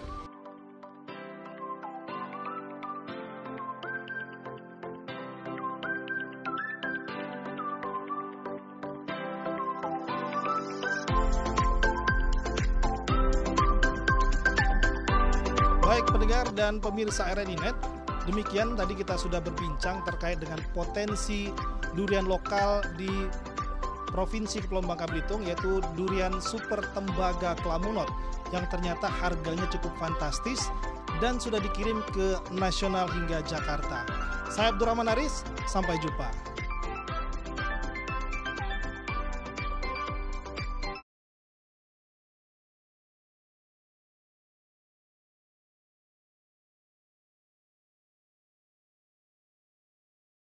Beralih ke video potensi daerah lainnya, UMKM di Tanjung Pinang terus melakukan inovasi pengembangan produk melalui program-program dari pemerintah.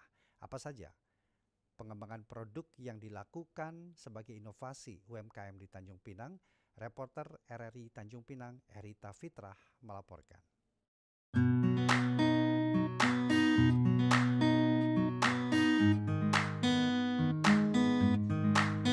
Itu kan misalnya sekolah nih ya, sekolah PKL ke RRI.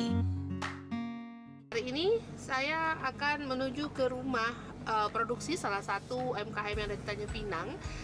Kita akan melihat bagaimana produk yang dijualnya saat ini yang kabarnya sudah juga masuk dalam bazar pameran di Terminal Soekarno-Hatta. Kita akan menuju rumah Mekda.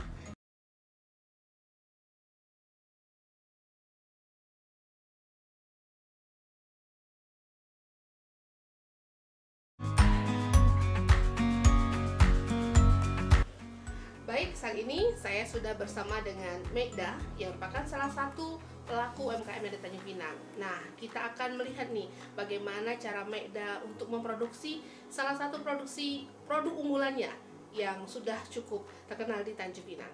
Kita akan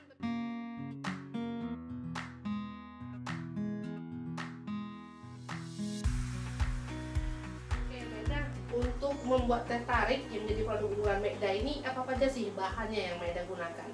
Baik, Kak Evi, untuk bahan-bahan yang Mekda gunakan pembuatan teh tarik ini terdiri dari serbuk hitam, air mineral, dan susu creamer. Jadi hanya 3 bahan utama saja. Inilah serbuk yang digunakan Mekda untuk membuat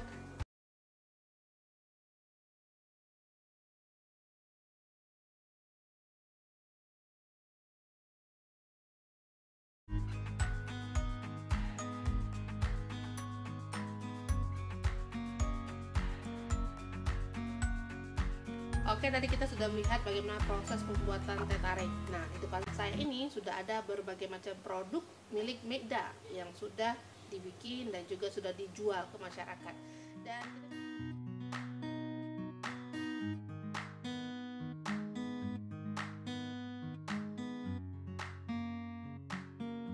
kegiatan Mekda di UMKM, Mekda juga merupakan ketua dari UP2K Kota Tanjung Pinang Barat. Nah, di sini seduhan yang Mekda tampilkan untuk kegiatan UP2K ini merupakan teh tarik yang Mekda sebut ini bandrek tea.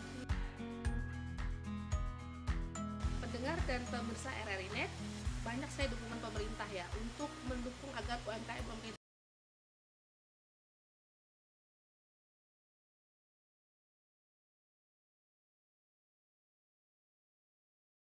untuk RRI Net edisi kali ini. Menarik lainnya yaitu diversifikasi produk anyaman pandan pada UMKM di Kota Gunung Sitoli bersama dengan Ida Rahmi dari RRI Gunung Sitoli.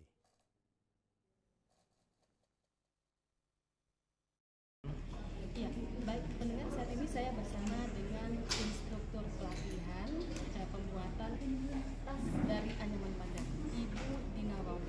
Ya, sejak kapan ini pelaksanaan? Terima kasih siang semua. Ini pelatihan ini untuk sebenarnya tiap tahun itu selalu ada kegiatan ya, selalu ada kegiatan dari Dinas Perindustrian, Koperasi dan UMKM.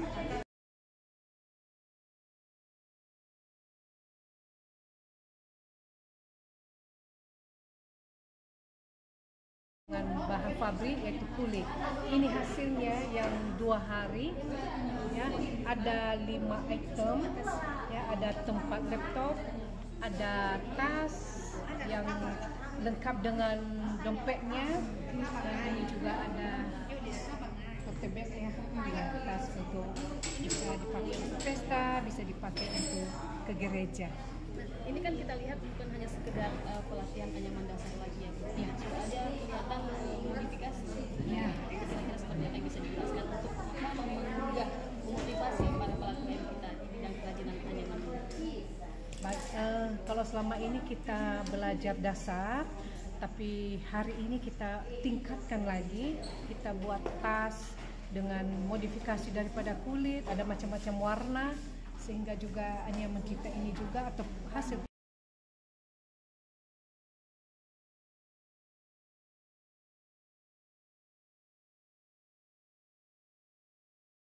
dan semakin punya nilai tinggi, punya nilai jual.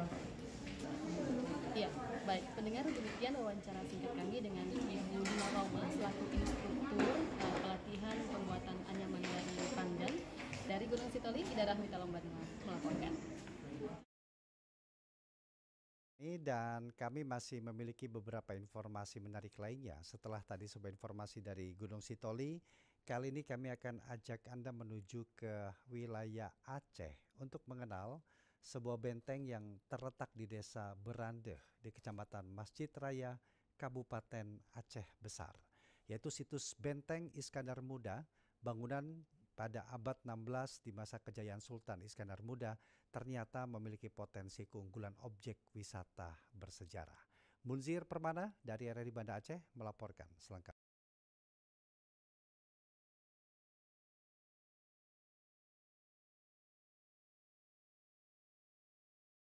Masjid Raya, Kabupaten Aceh Besar.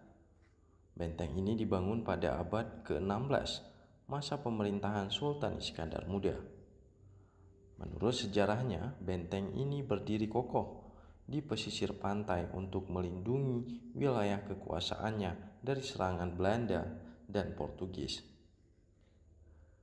Benteng bersejarah ini termasuk dalam Trail Aceh Lehesago atau 3 kerajaan Hindu yang meliputi Banda Aceh dan Kabupaten Aceh Besar.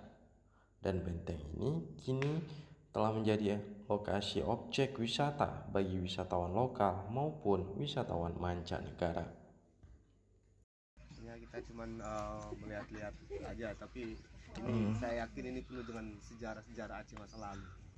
Dari beberapa sumber dari rekan-rekan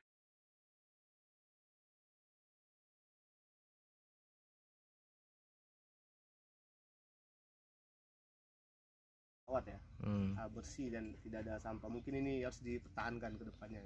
Ada pemugaran lain mungkin.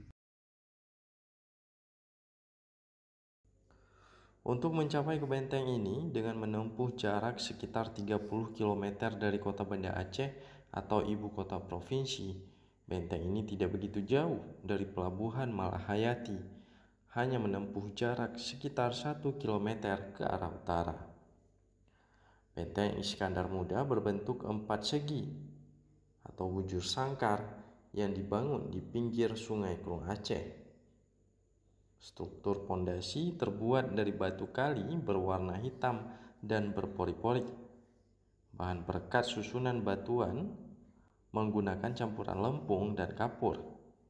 Sementara dinding luar dan dalam ditutup dengan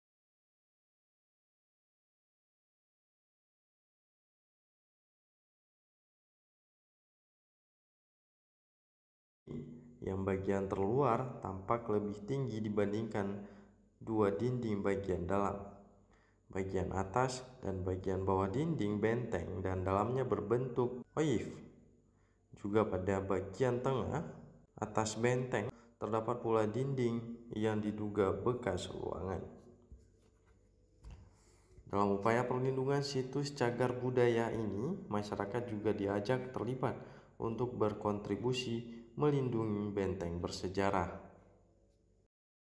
Manfaat sosial ini kan tentu kita harus menggugah pertama kesadaran masyarakat setempat, potensi-potensi apa yang bisa kita kembangkan dengan punyanya benteng, kan seperti itu Pak. Nah, kita juga akan punya formula nanti ke depan, kita juga harus menggali potensinya ke depan bagaimana seperti apa sehingga ini menjadi sebuah milik masyarakat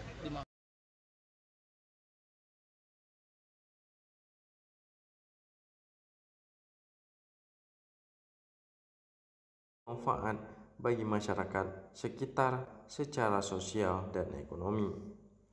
Dari Banda Aceh, Munzir Permana melaporkan.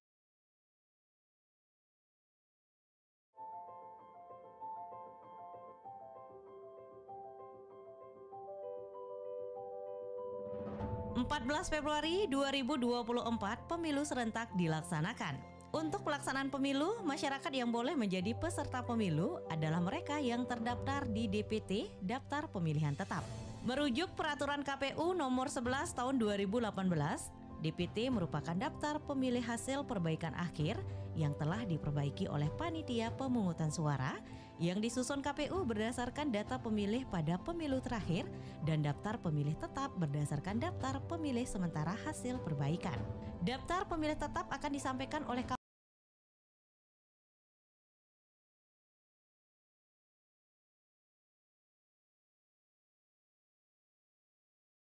atau formulir C6 dan bisa mencoblos pada pukul 07.00 sampai 12.00 waktu setempat dengan membawa formulir tersebut dan KTP elektronik pada hari pemungutan suara. Sudahkah terdaftar di DPT? Masyarakat bisa memeriksa data yang ditetapkan KPU dalam DPT secara online melalui laman cekdptonline.kpu.go.id.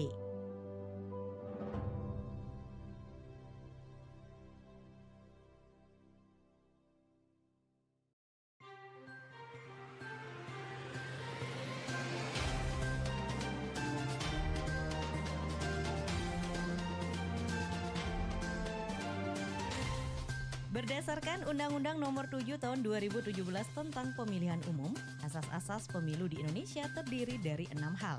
Asas langsung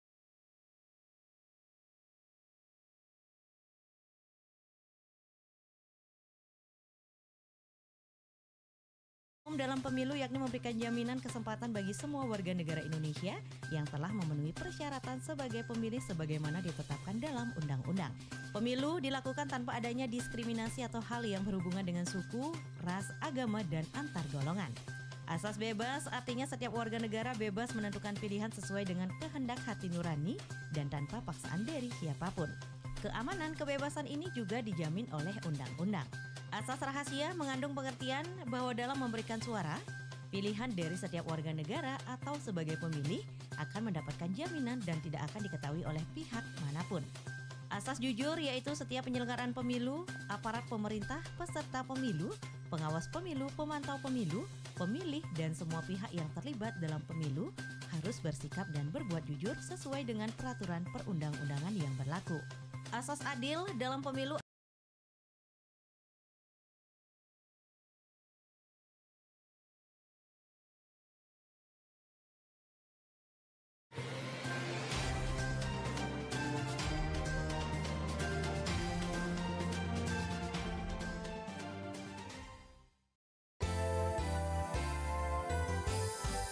Pro 3 Jaringan Berita Nasional. Kilas Berita. Kilas Berita.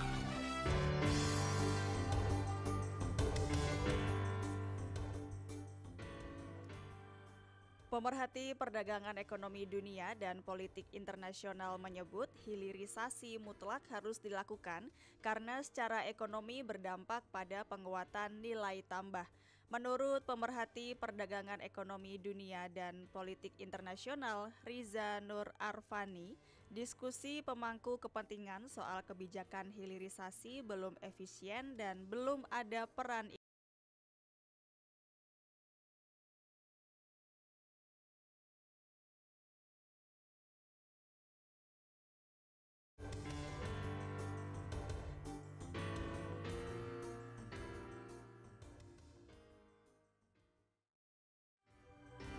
Kilas Berita. Pro 3 Jaringan Berita Nasional. Dalam rapat paripurna, pimpinan DPR menetapkan 7 anggota Badan Supervisi Bank Indonesia terpilih dan 2 anggota Otoritas Jasa Keuangan terpilih. Keduanya untuk periode 2023-2028. Rizky Supermana melaporkan selengkapnya. Rizky. Ya, pendengar, saat ini berada di ruang paripurna DPR di Gedung Nusantara 2, di mana saat ini tengah berlangsung rapat paripurna, di mana pimpinan DPR ini memutuskan hasil fit and proper test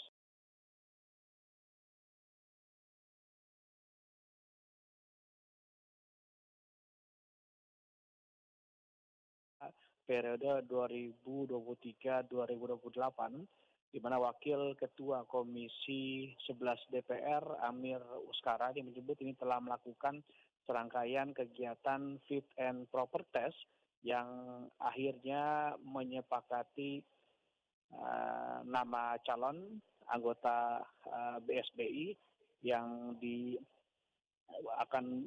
telah dibawa ke dalam rapat paripurna dan juga pernyataan dari Amir Uskara. Wakil Nusantara, Komisi 11 DPR menyepakati mekanisme pengambilan keputusan dilakukan secara musyawarah untuk mufakat sesuai dengan peraturan DPR RI tentang tatip dan menyepakati 7 nama anggota BSBI periode 2023-2028 sebagai berikut. Dan pendengar, Wakil Ketua Komisi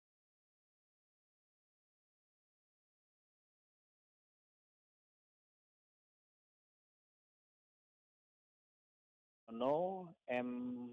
Husaini, Peter Abdullah, Iskandar Simorangkir, Irwan Lubis, M. Nawir, Agus Hertan Sumanto, di mana Wakil Ketua DPR Lodewijk Paulus ini dengan persetujuan para anggota DPR menyetujui 7 anggota dari BSBI tersebut.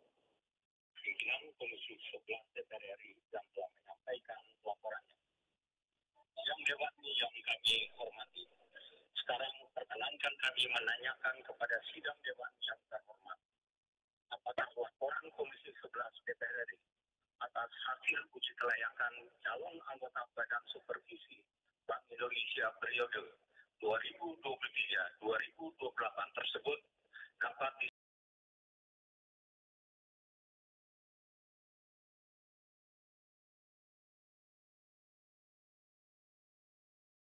Dolphy Frederick ini menyebut juga telah melakukan serangkaian kegiatan untuk fit and proper test yang akhirnya ini menyepakati 2 nama calon anggota dari Dewan Komisioner Otoritas Jasa Keuangan terpilih yang telah dibawa di rapat paripurna dan juga pernyataan dari Dolphy. Jadi anggota Dewan Komisioner OJK periode 2023-2028 sebagai berikut. Pertama, Dr. Agusman SE AKP MBA. Dan pendengar, Dolphy menyebut bahwa dua anggota Dewan Komisioner OJK ini yang terpilih itu yaitu Agusman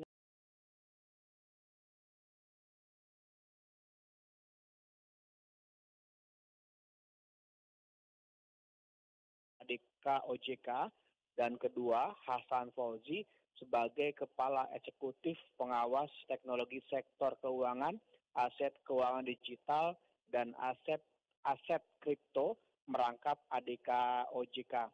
Di mana juga Wakil Ketua DPR Lodewijk Paulus tadi juga dengan persetujuan para anggota DPR menyetujui 2 anggota Dewan Komisioner OJK terpilih. Berikut pernyataan dari Lodewijk Paulus. Sampaikan laporannya. Sidang Dewan yang kami hormati. Sekarang perkenankan kami menanyakan kepada sidang Dewan yang saya hormati. Apakah laporan Komisi 11 DPR RI atas hasil uji kelayakan calon anggota Dewan Komisioner Otoritas Jasa Keuangan periode 2023-2028 tersebut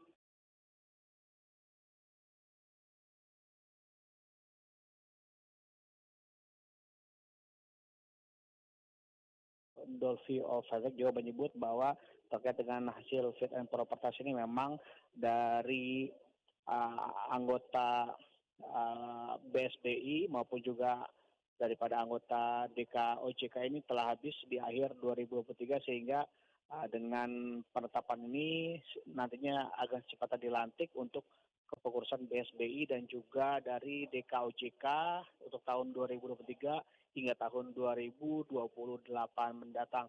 Dari ruang sidang paripurna Gedung Nusantara 2 DPR, Ski Supermana Pro 3 RRI.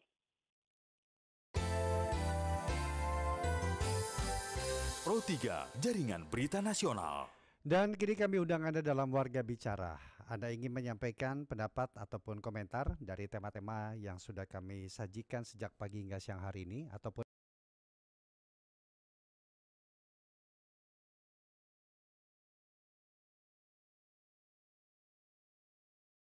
4545 386 2375 386 6712 atau melalui WhatsApp kami di 081 399 399 888. Selain itu pun Anda juga dapat memanfaatkan fitur live chat dalam aplikasi RRI Play Go. Anda masuk dalam aplikasi RRI Play Go, kemudian juga mengikuti atau masuk dalam kanal Pro 3 dan di dalamnya terdapat fitur live chat yang dapat Anda gunakan untuk menyampaikan pendapat ataupun komentar Anda. Dan pendengar, nanti pun kami juga akan hadirkan informasi terkini dari berbagai daerah di tanah air yang langsung disampaikan oleh reporter kami yang kami sajikan dalam Warta Nusantara Siang Pro 3 RRI. Silakan bagi Anda yang ingin bergabung bersama kami.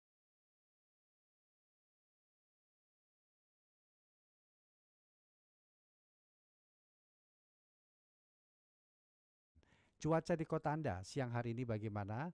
Atau ada hal menarik yang memang perlu diketahui oleh pendengar Pro 3 lainnya? Kami persilakan untuk Anda dapat berbagi informasi, sekaligus juga mungkin jam makan siang. Tentu tidak sedikit pula ruas-ruas jalan di kota Anda yang sedikit mengalami peningkatan volume kendaraan juga dapat Anda bagikan kepada kami bagaimana kondisi lalu lintas siang hari ini. Baik, sudah ada Pak Taufik di Bali. Pak Taufik, selamat siang Pak. Selamat siang. Iya, Pak Taufik, Balinya di mana nih Pak? Cuaca lagi cerah di Bali, mendung-mendung sedikit. Oh begitu, ya. Tepatnya di Balinya di mana Pak Taufik? Mengenai ojol ini. Oh ya, siap. Tadi sama rekan saya Esti ya Pak ya, dihadirkan. Sebenarnya program ojol itu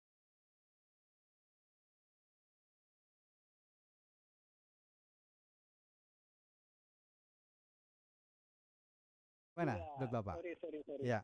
Sebenarnya programnya bagus, tapi ada wrong management di situ. Apa itu? Semestinya kan itu kan sebelum meminjamkan uang, istilahnya kan disurvei berapa pendapatannya yang peminjam, apa punya tanggungan apa tidak, dan diarahkan profit mau dikemanakan, istilahnya kan diperdagangkan apa, istilahnya kan ada digunakan apa begitu ya? Nah, gitu ada profit berapa kan, semestinya begitu dari pinjol istilahnya. Jadi kan istilahnya kalau menurut saya itu adalah wrong management, kesalahan manajemen istilahnya kan gitu dari wrong management ya, menurut ya, Bapak ya dari peristiwa pinjol ini Pak ya? Iya, seandainya dia ya.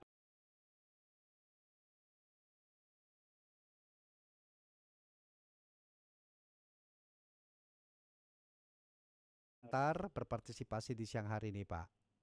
Iya, makasih. Iya. Pak Taufik di Bali yang menyoroti permasalahan pinjol. Tadi dalam Indonesia Menyapa Pagi kami angkat tema tersebut ya, di mana di Jakarta saja pinjol tercatat atau pinjaman pinjol tercatat sebesar 10 triliun lebih. Dan warga Jakarta memiliki atau tercatat sebanyak 2 juta akun pinjol ini. Bagaimana penyelesaiannya dan seperti apa ke depannya, dan digunakan untuk apa sih dana tersebut, karena tidak sedikit pula masyarakat Indonesia yang terjebak oleh pinjol ilegal yang sampai dengan saat ini masih menjadi polemik ataupun permasalahan yang terus kami akan hadirkan perbincangannya ataupun hadirkan tema-tema tersebut sekaligus untuk juga memberikan literasi keuangan.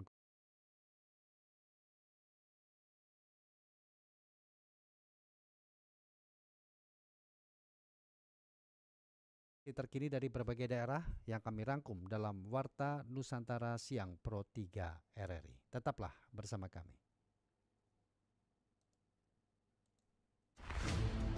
Kebakaran bisa terjadi di mana saja. Salah satu wilayah rawan kebakaran adalah dapur. Sebab dari studi yang dilakukan menyatakan penyebab kebakaran yang berasal dari dapur merupakan salah satu